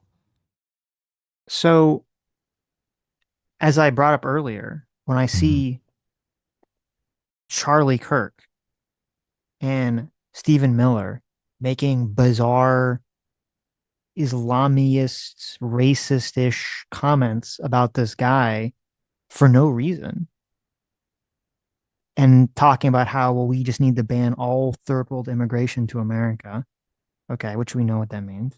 Right. What is that? I mean, you understand what that is, right? Here, yes, of course. Okay, but so then, hold on, let me make my response. Okay, but I just want to. My point is that let me respond. Charlie to that. Kirk isn't nobody. Stephen Miller is not nobody. I know. Let me respond to that. Okay. Okay. So you're looking at the world as if it's a top-down process, and I'm looking at the world as if it's a bottom-up process. Okay. Anybody can say any wild thing they want, right? What scares me is when the hearts of the population nod along and say, yes, you're correct. That's right. And when the left says crazy shit, millions and millions and millions of people nod along and think that's exactly right. I don't think when Charlie Kirk says it, that they have the kind of bottom-up process that the normies on the right are going to nod along and say, yes, that's right. They're going to say, that's fucking racist. That's a huge difference. I understand what you're saying. I'm not saying it's a top-down process, or at least that's not what I think. And this is going to sound weird. I think it's a bottom to top to bottom process. If that makes sense. What I mean by that very is gay. That's the it does sound gayest very thing you've gay. ever said. Yes, we go from bottom to top to bottom. Okay, and what I mean by that is, if we look at the trajectory of woke shit, all right, you have the reason that there was a lot of there'd be some account on Twitter back in the day, or Tumblr, back when it existed, and they post some hyper cringe woke shit. And the reason they post some hyper cringe woke shit is because in the ecosphere, or the ecosystem of Twitter at the time, it was dominated by a bunch of woke lefties, even though that's not what the average American was like, right? This is a weird subset of the population, but on Twitter, they had a dominating force. And so someone would post weird woke cringe on Twitter back in the day because they knew they would get a bunch of likes from the Twitter audience. And so it was sort of in the echo chamber of Twitter back in the day, it was a bottom up process. You'd have influencers and people post woke shit because they knew they would get a bunch of people to support them, essentially, right? And then the problem is you had a bunch of journalists and a bunch of institutions and organizations that were on Twitter that mistakenly would think Twitter was indicative of the entire country. And so then they would absorb from the bottom up process of Twitter to their top level, and then they would spew their shit from a top down to the rest of the country. Right. So you understand what I mean when I say bottom, the top, the bottom? Yeah, I do. Okay. Yeah, and so I think the exact same thing now is happening with X, where yes, X is not indicative of the entire country, and I've said this many times. But there is a large vocal amount of racists and ethno-nationalists on X that flood people's comment sections. And I think when you have Charlie Kirk and Jack Posobiec and even Stephen Miller, even though he's in the administration, when they're saying these comments, when they're making these weird, race baity-ish comments, they're doing it because they know that there's an audience that supports them when they say those comments. So they're doing it from a bottom to top perspective, but a bottom from top perspective on X. So what I'm worried is that it will say we're in that first phase right now. We're in the bottom to top on X phase. I'm worried that it will go the same trajectory as the woke left, where then you'll have the top to the bottom, vomiting of those talking points out into the real world. But even this, I think, makes my argument, because when that happens on X and it filters over to the mainstream, CNN, MSNBC, they sanitize the message and they turn critical race theory into, oh my God, it's just teaching Black history, right? Yes. So it's something that they know what they're doing is the reason they're changing the message is because they know that an insane message from Twitter is not going to sell to the general public. They're going to be revolted by it. So they sanitize it. They send it out to the general public, and the general public is basically responding to, yes, we should teach Black history, which is something sane. So if something like that happens on the right, I mean, what would be the equivalent of that? So they would have to sanitize the message so it wasn't racist. Right. No, that is the process. And the issue with that, and to be clear, I'm not saying I think the average person on the right is going to become fucking ethno-nationalist. That's not what I'm saying at all. Yeah, but I think it'll do the exact, I think it's going to go the process you're talking about, where the insidiousness of the woke shit was there'd be, all this like insane rhetoric, insane ideology would get filtered through the mainstream media, and the mainstream media would downplay it as like Black history, right? And so the average person, the average voter in America would say, well, I'm just supporting Black history, right? But in the college classes, or even in the high levels of government, in wherever this institution was, the more crazy idea, the anti-white racist idea, was what was being propagated. Okay. Yes, rapidly. So the mainstream was sort of downplaying it, which was good because it meant that the average population wasn't racist, but it was bad because it meant the average population was supporting something that was racist. They didn't realize it on the left. And so, so I think the same process very likely could happen on the right, with the right-wing media doing that exact process. But it's still going to have, the same effect, where a lot of the right-wing institutions or government's going to be influenced by this crazy shit, or potentially be influenced by this crazy shit, because I don't think they're quite there yet. They're still going to be held account sooner or later to the voters in the election. Like, obviously, the sanitizing of wokeness to turning critical race theory into just teaching black history and having a bunch of people saying, oh, I'm for critical race theory, not knowing what they're in favor of. Sooner or later, the rubber meets the road and we find out, oh, this is what this is, right? I'm not in favor of trans women in sports. I'm not, that's not just equality, okay? Certain people are losing their rights, right? Maybe what we're doing to children is not great as far as transitioning minors. Sooner or later, that population has a voice. So Yeah, I think obviously, so I'm looking at the numbers, the bottom up numbers. I think those are the numbers that really matter, despite your argument that the top down process has some influence. I think ultimately you can only fool people for so long. And maybe I'm Pollyanna. Maybe it is. Maybe the numbers are off the charts for people who are racist. But I think most people on the right abhor racism. Like, they don't even want to think racism exists in their camp. Like, they're almost delusional about it. Even though racism, look, I don't want to. Racism is not as big a deal on the right as it once was, obviously. I do think racism obviously exists. I don't think you can get it down to zero, but I do think the right knows it gives them a bad rap and they want to act like it's at zero. So I think it's pretty low. I don't think it's something to get super terrified of. So, and this is, I think, why it's ruining James Lindsay's reputation. There is the blowback that you're talking about in the first part of what you said, where there is the reckoning. And the reckoning for the left and wokeness was Donald Trump winning the second time, right? As them saying, okay, we're fed up with this shit. And so, yeah, it's very possible that the right could go through the exact same process where maybe they do become more, captured by the far right. And then there's some blowback and, they lose the election and stuff. Okay. I think, yeah, I mean, I don't think the country is going to be taken over by Nazis or something. But the problem, even though I think that that's very likely to happen with the blowback, is that I don't think it's free. Like, wokeness, I think, is on the decline. It's not gone. And it's still a generation of people that have basically are indoctrinated. Yeah. Yeah.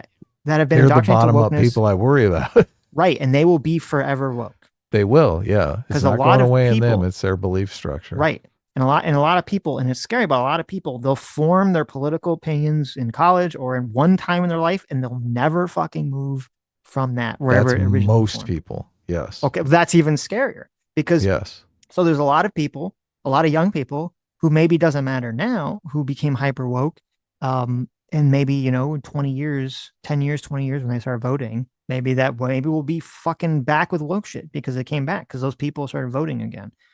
And I worry that, yeah, even if there's a blowback from the right-wing shit, there is a huge contention of young people online, and I don't know how big it is, but of young people online that are buying into this weird fucking far-right ethno-nationalist, anti-democratic bullshit. Yeah. And a lot of those people are going to be stuck there. I don't know if you remember when we had our conversation with Rudyard a while ago. Oh, yeah, he talks about this. And he does. And Rudyard's firmly on the right. Okay. Firmly on the right. He's not one of these like, oh, you used to be on the left and you switch flip-flop guys. And he was saying, that in the spaces that he interacts with and goes with, the taboo about being an ethno-nationalist from his assessment on the right doesn't exist anymore on the internet. It's gone. It's completely gone. And that's not a good thing. Yeah. Yeah. I would like to know those numbers. Sure. That's where I feel like I lost track because this is very personal to you in a way we can't intuit what happened. Well, I mean, again, I'm more interested in the pattern than the personal.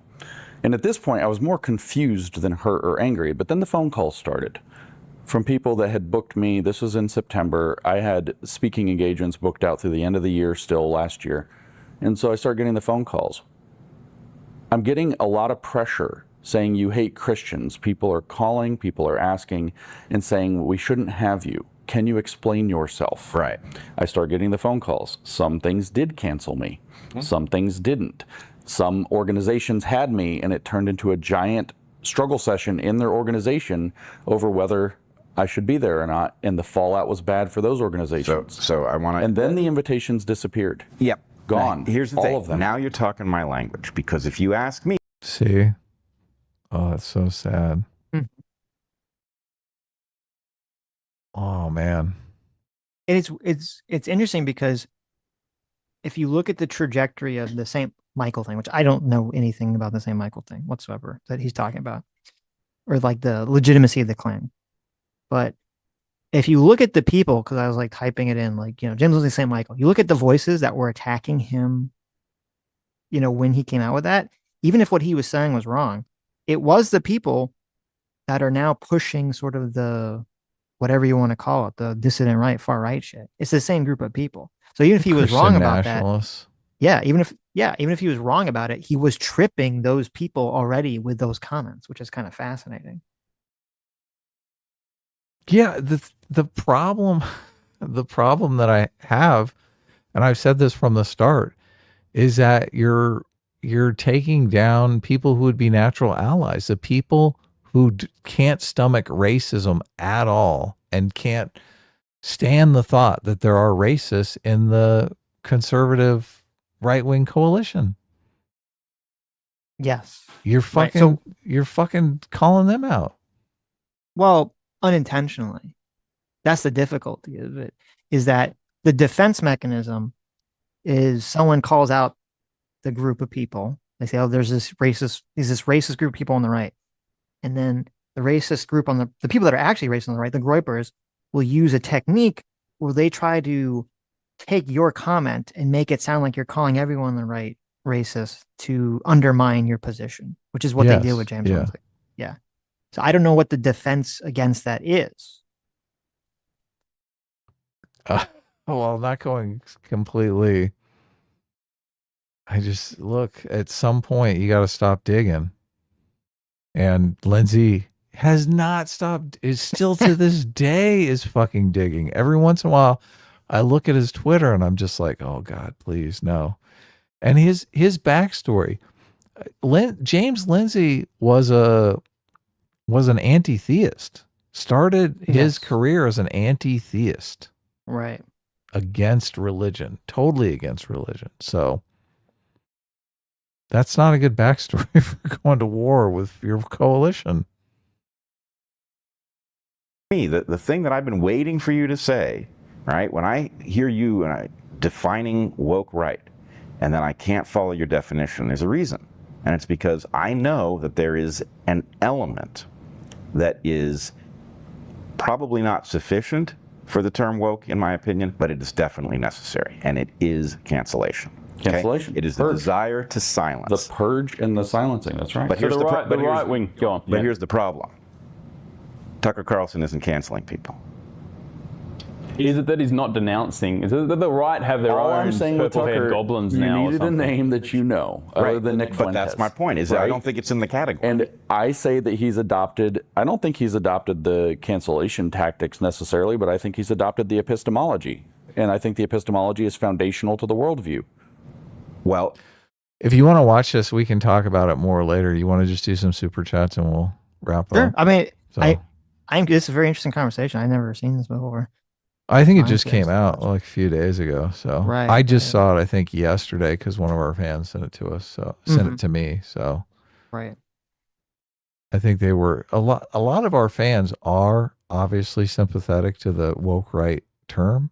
They know you think it's fine and well, I don't think it's fine. I think I understand the argument. It makes sense. Yeah, the problems with it you understand. But I said I've always said from the beginning, if it's not effective, not effective at conveying the message, then you should get rid of it. Because that's the whole point of naming things, is that people need to understand what you're talking about. If people don't understand what you're talking about, then you should get a different name.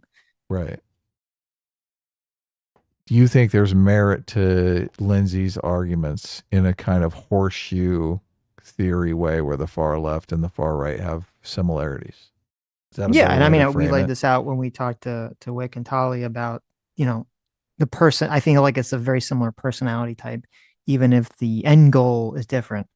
Right. Yeah. Yes. Yeah. And James, he tries to ground it in like kind of like a more theoretical theory element, which is so deep in it that I lose track of what he's saying. I think most people lose track of what he's saying. Like I kind of understand what he's saying, but I haven't read enough of what he's read to clearly be like, oh, he's saying bing, bing, bing, bing, bing, bing, bing, bing, right? And that's the problem. And I think that was kind of the problem with the St. Michael thing was, and I think this is true for a lot of people that get kind of deep into these projects, is they accumulate like all these references in their mind, and it becomes almost impossible to explain your ideas without references. But you've accumulated so many references that people don't understand, that no one knows what you're talking about. It's kind of like the episode of Star Trek, where Picard is trying to communicate with the alien who only speaks in metaphors. Yeah. But he doesn't know the alien race's metaphors, so it's all just gibberish to him. Yeah.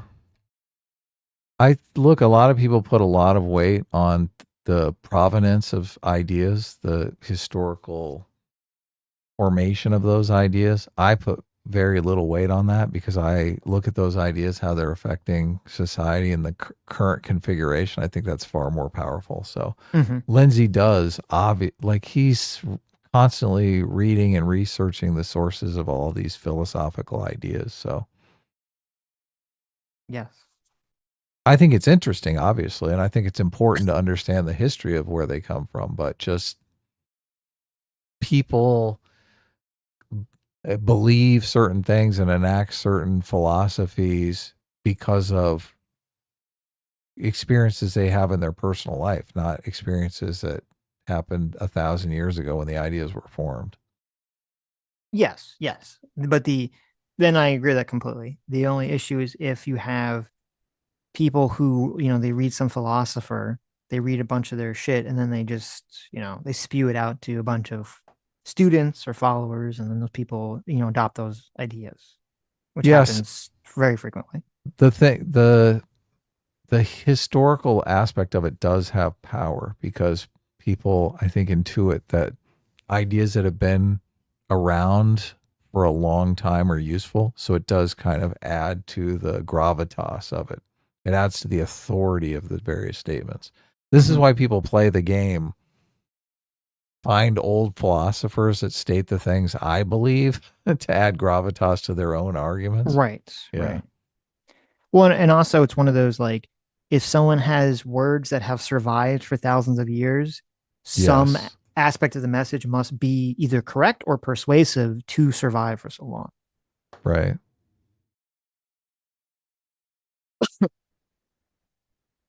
I don't know where Brian, thank you so much, Brian, for the $55. Says Sitch, the big difference between the radical left and radical life, the big difference between the radical left and the radical right is the left has institutions that put out claims that their radical views are correct scientifically, medically, philosophically, and morally through hijacked institutions. Do you think that matters when it comes to being a threat? And do you think the radical right will be capped, that the left will be capped or caped? Will be caped that the left didn't face? That's a great point. Yes. And I know that is a very good point. And the right doesn't have access to those institutions. And I don't think they will have access to those institutions. And I don't think it will be as widespread as kind of the woke shit for that reason. At least I hope it won't be.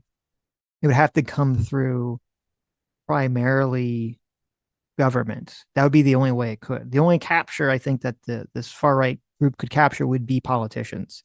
And politicians would have to do it through law, which is possible. But I think is not as likely as the woke stuff. I'm more concerned with, is what I said, that you have a generation of people that have been basically brainwashed into believing certain things. And even if that doesn't manifest now, I worry it's going to manifest, just as I worry that the woke stuff will manifest 10, 20 years down the road. I worry that the ethno-nationalist shit will manifest 10, 20 years down the road when those people, when all the boomers die out, right? When the Zoomers and the millennials become the majority of the population, are those people going to still believe all those things they believed when they were younger, and they're going to have the power now? to start pushing this crazy shit.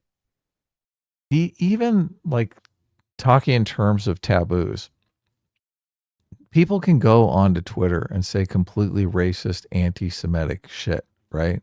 They can pull together, they can form a community. They go out into the real world and they say that stuff face to face to people, and it's obvious it's just confined to an online phenomenon, right? But people will go on Twitter and say fucking insane shit. You know, trans women are women. Trans women should be able to compete in women's sports. And then you go out into public and you say those things, and everyone's like, yeah, right on. That's true. Like, you can have a conversation with people about it. It's no taboo against it whatsoever. Yeah, because, well, there was a taboo against it, but there isn't now because the left was able to spread it through the media and through these institutions. Right. I'm saying, yeah, I don't know if the right's going to be able to spread it through those institutions.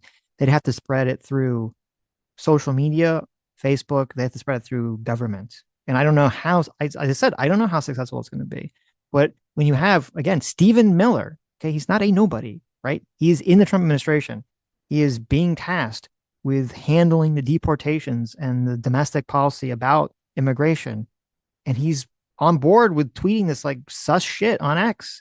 No, I know. Like, look, and Stephen Miller is right. It definitely has an influence. And the problem is, and Charlie Kirk even echoed this, the problem is that the left, because the left weaponized calling everything racist, it has made it so that it's not, this is where I disagree with you. I don't think it is really that effective to start calling shit racist anymore because everyone's grown tired of it. And so when you do start to have this messaging bleed out more into the real world where people are saying things that are, you know, it's going to start the same way it started on the woke stuff. It kind of like people, you know, you kind of hit the fringes of it and you kind of have the snowball slippery slope effect that when people start to say that that's racist, calling something racist has lost so much of its power that I don't think that is going to be an effective method to stop some of this shit from spreading to the real world. Yeah. I mean, we'd have to see. And it would be interesting to drill down on specific statements. I mean, if you're in the grocery store and you start having conversations about the Jews, like that's everyone is going to cringe. I hope, but I'm not so certain about that. I don't know what it's going to look like in 5 to 10 years. I don't know if having a conversation about Jewish influence in America in 10 years is going to be as taboo as you think it is. I hope it is, but I don't think it's going to be. It's interesting because it completely makes Brian's point about the capture of the institutions, because even now they're fighting against the left is fighting against the anti-Semitism charge to try to normalize the conversations about the Jews, right? Well, the Jews one's going to be the easiest to spread because both the far left and the far right don't like the Jews. Yes, I have an alliance on that one. Yeah, and I think that's what's driving a lot of this. Sure. A lot of this anti-Israel spread. Sure. And I said this years ago. Okay. I said this before October 7th. I said this fucking years ago. I said Jews are going to be the canary in the coal mine for the far left and the far right in terms of this shit spreading. Because they always are. Because the far left, far right hate the Jews. They've always hated the Jews. Our word in the chat says, I argue with Nazis all the time. But you argue with Nazis online, right? Do you argue with Nazis in the real world? The situation is completely different because Nazis there could be 10 Nazis in your town, but when it's 10 Nazis in every town and they congregate online, there's hundreds of thousands of them, right? But it's still just a tiny blip. Well, socially. Maybe we should move past it because I agree with you. I don't know what the number is. And as I said, I don't have a crystal ball. I don't know how prevalent this stuff is going to become in the real world in the coming decade. I have no fucking clue whatsoever on what that's going to look like. It could all go away or it could completely start to consume shit. Who knows? But so if we put that part of it aside, okay, and we just focus on like, well, shouldn't mainstream, right-wing pundits, shouldn't they be taking hardline stances, pushing back against this stuff?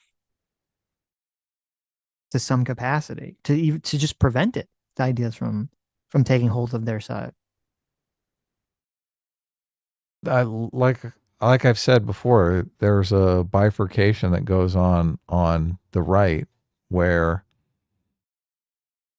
there's a lot of people who are against racism, obviously, and understand that there's a taboo against racism, so they will frame everything in an anti-racist manner, not like a anti-racist leftist But there isn't philosophy online. manner. I don't think there is online anymore. That's the problem. You think Charlie Kirk will say, we need to get rid of all the brown people, that's why we're doing the immigration? Or do you think No, he's he's going not to going say, to. He's going to ride the line. 'Cause yeah, he he's knows going to what function say, he serves. Yeah. he's going to say, because of the taboo, oh, we're enforcing the law. These people are here illegally. They broke our laws, and we need to get rid of them. No, right? no. But isn't it? It's No, but when not Charlie about Kirk race. says, He's going to say it's not about race. wait, when Charlie Kirk says, how dare New York have a Muslim be mayor, or Mhm. we need to stop all immigration from third world countries, period, forever, Mhm. and all this sort of like weird framing. And we know that, yeah, he's riding the line, but we know that he's being influenced by the extreme elements. And he's saying, that's why he's saying it that way. And if those extreme elements didn't, like, you'd agree, if the Groyper movement and those people aligned sort of in that sphere didn't exist, and the taboo that you're talking about, the mainstream Republican taboo against racism existed online the way it used to, Charlie Kirk wouldn't be saying these things. Stephen Miller wouldn't be saying these things. They're only saying that because they're trying to appease that side. Well, I don't know Charlie Kirk's thoughts, but Charlie Kirk would obviously frame the tweet as Islam is a philosophy that's caustic to the West. Like, he's not going to frame it in racist terms. He's going to frame it in, this is a fight for ideas. But he didn't, like, even Glenn Beck, shockingly, had Responded? a fantastic way, No way. of framing this on Piers Morgan. Okay. He said we need to be framed against, he used the frame Islamist, and that's, extreme Islamic followers, Right. fundamentalists, yeah. yes, who want to, spread their religion and take over everything. He's like, those people are the enemies, and we need to denounce them, and we shouldn't want them in government. We shouldn't want them, blah, blah, blah, blah. And then he said, we need to differentiate that from people that are just Muslim, who just Right. follow the their religious faith and have no problem, being American and fitting with America's side. Okay. He laid it out perfectly, right? Yes. He made this complete dichotomy. Right. Charlie the Kirk racist didn't- notice no distinction. Right. Charlie Kirk didn't do that, and he didn't do that intentionally. How do you know it's intentionally? Because what does it mean to say, oh, well, in New York City, they had a terrorist attack that was because Muslims killed a bunch of people, and now New York is electing a Muslim mayor, right? What does that mean? Are you saying that is that guy part of that ideology? If he was part of that ideology, why did you say that? Why are you framing it that way? It's a weird way to frame. That's why I said, if someone on the left was saying it, it would be perceived as the exact opposite, saying, look how far people are coming by not being racist. Mm-hmm. Maybe he meant people are not racist. Maybe he meant it. No, I'm just kidding. There's no way. There's no way he meant it that way. Right. No, he meant he meant the Islam philosophy is gaining ground in Western civilization, and that's scary. We need to be very afraid. It's so weird too, because that guy, oh God, he's such a commie. I know that guy's totally a fucking attacked him huge on the communist. That's the problem with him. I could have I don't think totally he's that attacked him on religious. the commie level. Yes, right. But see, that's That why is it's a more weird. caustic philosophy than Islam. But look, Islam is bad. I haven't studied enough of Islam, but my gut intuition is that they don't have any sort of forgiveness. Like, the core of the philosophy is vengeance and revenge. Things that are completely antisocial for society. Mm-hmm. Anyway, you said you had a heart out at 2:30, so Right. we should read some super chats. Okay, let me start from where we. Thoughts on the Fox influencer bully witch hunt? Ike Oh, for that's the top. $2. Ike for $2. Thoughts on the Fox influencer bully witch hunt? What is I mean, that? I only there's a you don't know about that? There was a woman who ran like a sanctuary or some sort of animal sanctuary for foxes, and she had some kind of YouTube channel, and apparently she was being like bullied or attacked Oh, and by she people committed online, suicide. and she committed suicide. Yeah. Oh yeah, horrible I don't story. really know anything. I don't know that much about the story, so I don't have a comment. I mean, obviously, if people are attacking someone driving to suicide, that's super fucked up. But I don't know the specifics about what's going on there. Yeah. No bully. No bully. Val Van Gogh for $5, $10, $20. Thank you. I have to like somehow combine them all because you wrote the same thing like 3 times. Val Van Gogh is accusing me and Wick of saying that we're in favor of deporting illegals, but only if we give them free therapy, fat stipends, and all expense paid trips to Disneyland. Well, thank you, Val Van Gogh. There you go. Aren't they different super chats? So isn't it worded differently? No, they're all worded. I'm in favor of deporting illegals, but and then those were the 3 things for traumatic, and we should first give them months of 3. Oh, okay, I see. Yeah. So thank you for the 3 straw man and the $20. You're not in favor of? Hold on a second here. I'm not in favor of sending illegals to Disneyland unless it's in a different country. Oh, okay. So you are in favor of sending. That's the trick. That's what the Trump administration really do. They should be like, oh, you want an expense paid trip to like Disneyland in South America, and they're like, oh my god, and then they come try to get back. You're like, oh, what do you mean you can't come back? You're not a citizen. Oh, that would be so good. You trick them, right? Yeah, you know that scam where they're like, you just got to pay the shipping. How about that? Oh, how about we make them pay the shipping? There you go. Okay. I think we already read C.S. Paffy. Chris, I read C.S. Paffy's, didn't Bob Van says, it was originally 1 super chat, but it was cheaper to break them up into 3. Oh, there you go. Thank you.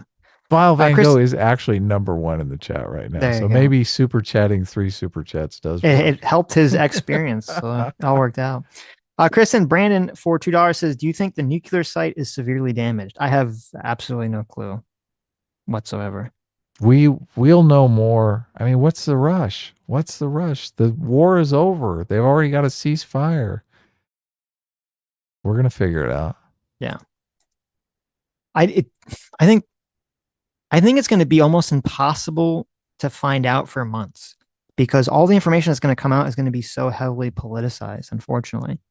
Because if anything comes out that says that they were damaged, I mean, how do we know that that's legitimate? Because we're going to have to get it through either our intelligence services or Israel's intelligence services. Like you can't, there's nothing like that we can check against to try to determine it. I think to me, a better metric on the situation is not did we destroy their facilities or not, is if Trump can get some sort of agreement going forward with Iran to stop going after nuclear bombs, to stop going after nuclear technology, and to give up their enriched uranium it has now. To me, that would be a good signal about the direction that we're going. That's what people should be focused on, I feel like.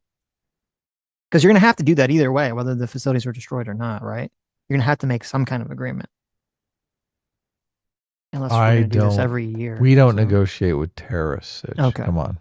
Okay. This is America. I think, did you read Become the Knights super chat? Read it. Where are we? I don't know which one you just read. Become the Knight for precise I missed Become terms. Knights. Become the Knights for $5 says, for precise terms, the kind of theology Cruz is citing for supporting the modern state of Israel is called dispensationalism. Comes with more crazy. Interesting. What's good to know is a specific term. Yeah. Okay. Christian Brandon for $2 says, thoughts on DW News and TLDR News. I don't have any thoughts about either of those outlets. I don't know if you I don't either. Is that Daily Wire? I mean, I listen to. I only listen Oh, to. is it Daily Wire? Because there is a DW.com, so I don't know. Oh if yeah, that's what you meant. DW. I think it's German. The German Right. news channel I do listen to quite often and like it. Oh, They okay. seem to Well, be there you very go. neutral. Yeah, I don't think I've ever heard them. they have good stuff. I've sent you clips from them. You Oh, just probably okay. I don't didn't realize remember. Yeah. Gypsy Harlow for $10 says, one problem James Lindsay has is that one of his prime examples is Nick Fuentes. To most conservatives, either to the other branch on the right, they view Nick as just a closeted twink grifter. Well, Nick might be a closeted twink grifter, but he does have an outsized influence on the internet. It's the thing is, and this is, I get it. I get it. It's because, like, when people on the right are when you're being attacked by someone outside of your family, like, you become very defensive. But when you see, like, people on the right and they talk about it, especially if they're on YouTube or whatever, and they go through their comment sections, there is an outsized influence campaign in a lot of people on the right's comment sections to be weirdo ethno-nationalist. And I don't know if those are bots. I hope it's bots. I hope it's all some kind of gay op. Okay. I hope it's all some sort of kid. Yeah. massive op, right? Yes. But I don't know if it is, and no one really knows it is. And it is a thing that people are noticing, right? The noticers should be noticing that. Become the Knight for $5 says James Lindsay is lying. He 100% framed St. Michael as only fringe cult stuff. He didn't know it was a Catholic feast day until he was called out. Interesting. Yeah, I think Lindsay is a little. He just doesn't want to admit he was wrong. Right. Wouldn't it be better though if he was framing it as a fringe thing? Because then he wouldn't be saying like everyone. Because he was saying, now maybe he was lying about this, but he was saying that the problem was people were saying he was attacking all Christians, where if he was saying it was only like a fringe thing. I thought Trump put some post about it, and that's what he was replying to. Trump had some posts about St. Michael. I vaguely remember. And Lindsay was like, this is part of the operation or something. People don't know what the fuck he was talking about. Why is Lindsay in this situation? What the fuck? Because what do you mean? That's what he does. He's a professional noticer of things. Oh, okay.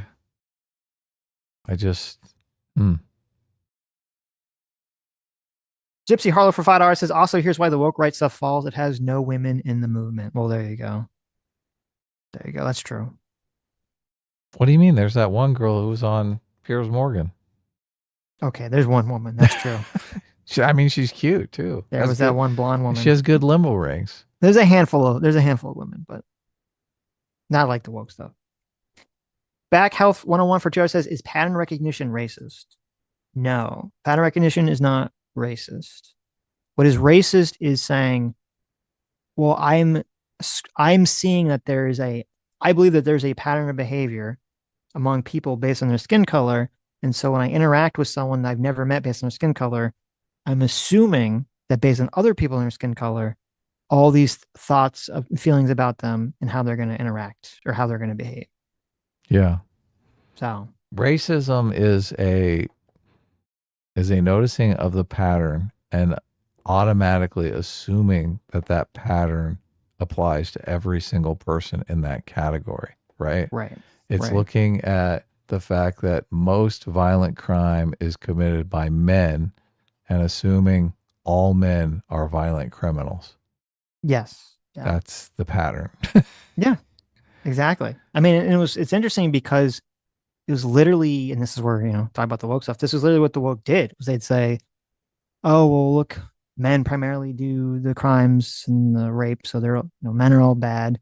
And then they'd say, well, if we break it down even further, look, white men are, doing much better financially. All the school shooters. Oh yeah. Yeah. Or they're the school shooters, but they're doing much better financially than, non-white people. So therefore I'm going to make an assumption and say, well, it must be because the system itself is racist. The system itself is, constructed in such a way to give white people a leg up. Yeah, it's when you take the pattern and jump to wild fucking conclusions about the world, right? Right. Yeah. Right. Brian for $5 says, do you think that matters when it comes to being a threat? And do you think the radical right will be, oh no, I already read that one. Or did you send it twice? WTF 1818 for Charlie says thoughts on Zoran Mamdani's victory in New York City. I mean, I think it's terrible, obviously. I don't know if I have any greater thoughts on that. I see right now there's a big argument about some people saying he only won, Stephen Miller, saying that he only won because of immigration. And then I saw Actual Justice Warrior. I haven't looked into the numbers whatsoever, so I don't know. I saw Actual Justice Warrior pushing back on that, saying that he thinks Zoran won, or he was looking at the numbers and saying Zoran won because he basically was able to get a bunch of woke white middle income, higher, rich college kids to essentially vote for him. So, Obviously a bunch of people were responding to his winning with jubilation. So I didn't watch any of those videos. I watched some serious videos about the situation. So, but then Actual Justice Warrior's video popped up in my feed, and he actually made his video before he won. Mhm. And in his video, he was talking about how he thought Cuomo was going to win. So obviously that didn't Right. happen. So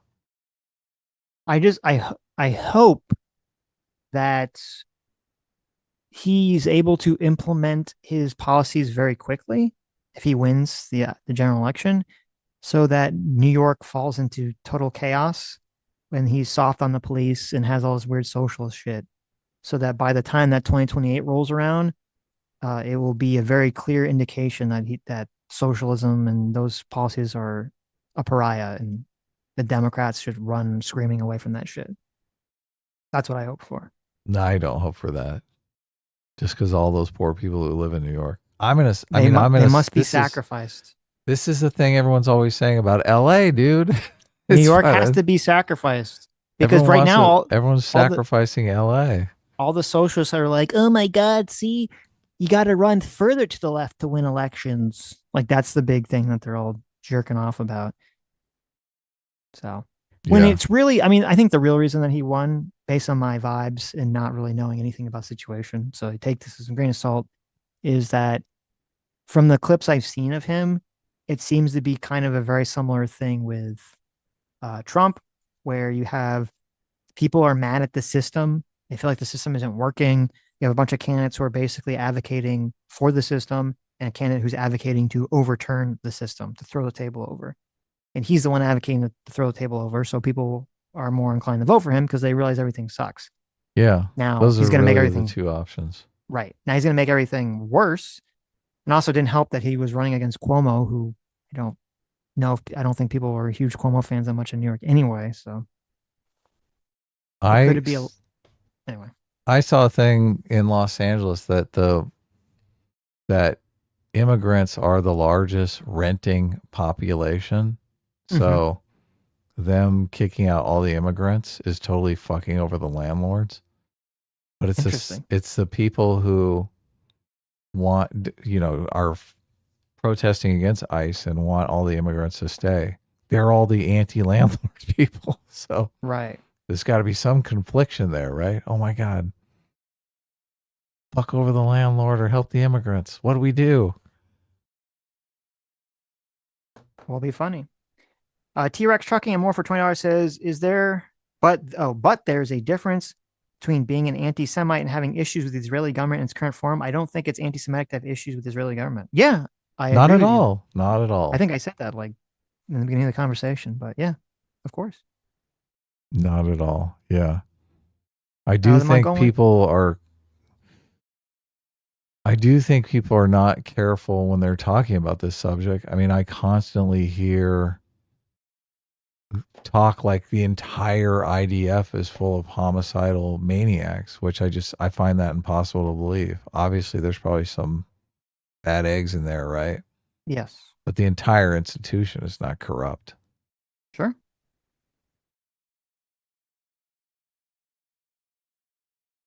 The Mongolian Leprechaun Superman from Saturn for $5 says, hey, Sitch and Adam, I have one question. Do you guys think you could defeat a pack of 24 wolves? Oh, fuck no. They tear you limb from limb. What are you talking about? Well, wait. Do I get a gun or something? What kind of weapons do I get? I mean, even if you had a gun and you had to kill 24 wolves that were not going to be like like if you had a gun and they're normal wolves, so you shoot one and maybe that one's run away, sure. But if you're like fighting 24 wolves that are like bloodlusted and they're gonna fucking come at you no matter what, and you're in like, you know, in an arena or the woods or something, I mean, you're gonna be pretty fucked even with a gun. So Well, first he doesn't say kill, he says defeat. So I'm gonna go with some dog treats. oh, you're gonna befriend the wolves. Okay, you're gonna and exactly some chew Yeah. toys. Yes. No, you're gonna do the I'm anime gonna thing. I'm gonna distract the wolves. How about Right. that? You're gonna do the anime thing. You're gonna aura farm. Okay, you're gonna like look at the wolves, and your aura is gonna be so alpha that the wolves are gonna just like bow down to you, and you're gonna be the new pack leader. That's right. That's Yeah. it. You're right. That's how we would defeat the wolves. Okay, so yes, we could take 24 wolves easily. Salah for $2 says this person I talked to in real life says the far left is the future Democratic Party, and that Newsom could be the nominee. How do you square Wick saying moderates will win when Mom Donnie won and Bernie is the highest polling Democrat? Well, first of all, it's funny. It's weird that you like the first sentence. Someone says the far left is the future Democratic Party, but then they say Newsom is going to be the nominee. Newsom is not the far left at all. I mean, he's moderate Democrat. He's not even moderate. He's just like the quintessential politician sleaze. You know, says whatever he thinks will get him the election. I don't think he's Right. ideologically. in He'll the be direction far of- left if that's what it takes. Exactly. Yeah. Right. Yeah. But he the is far left- pivoting back to the Right, but- center. Right. But the far left fucking hates Newsom. They fucking despise him. I've never heard anyone far left say any nice thing about Newsom. Right.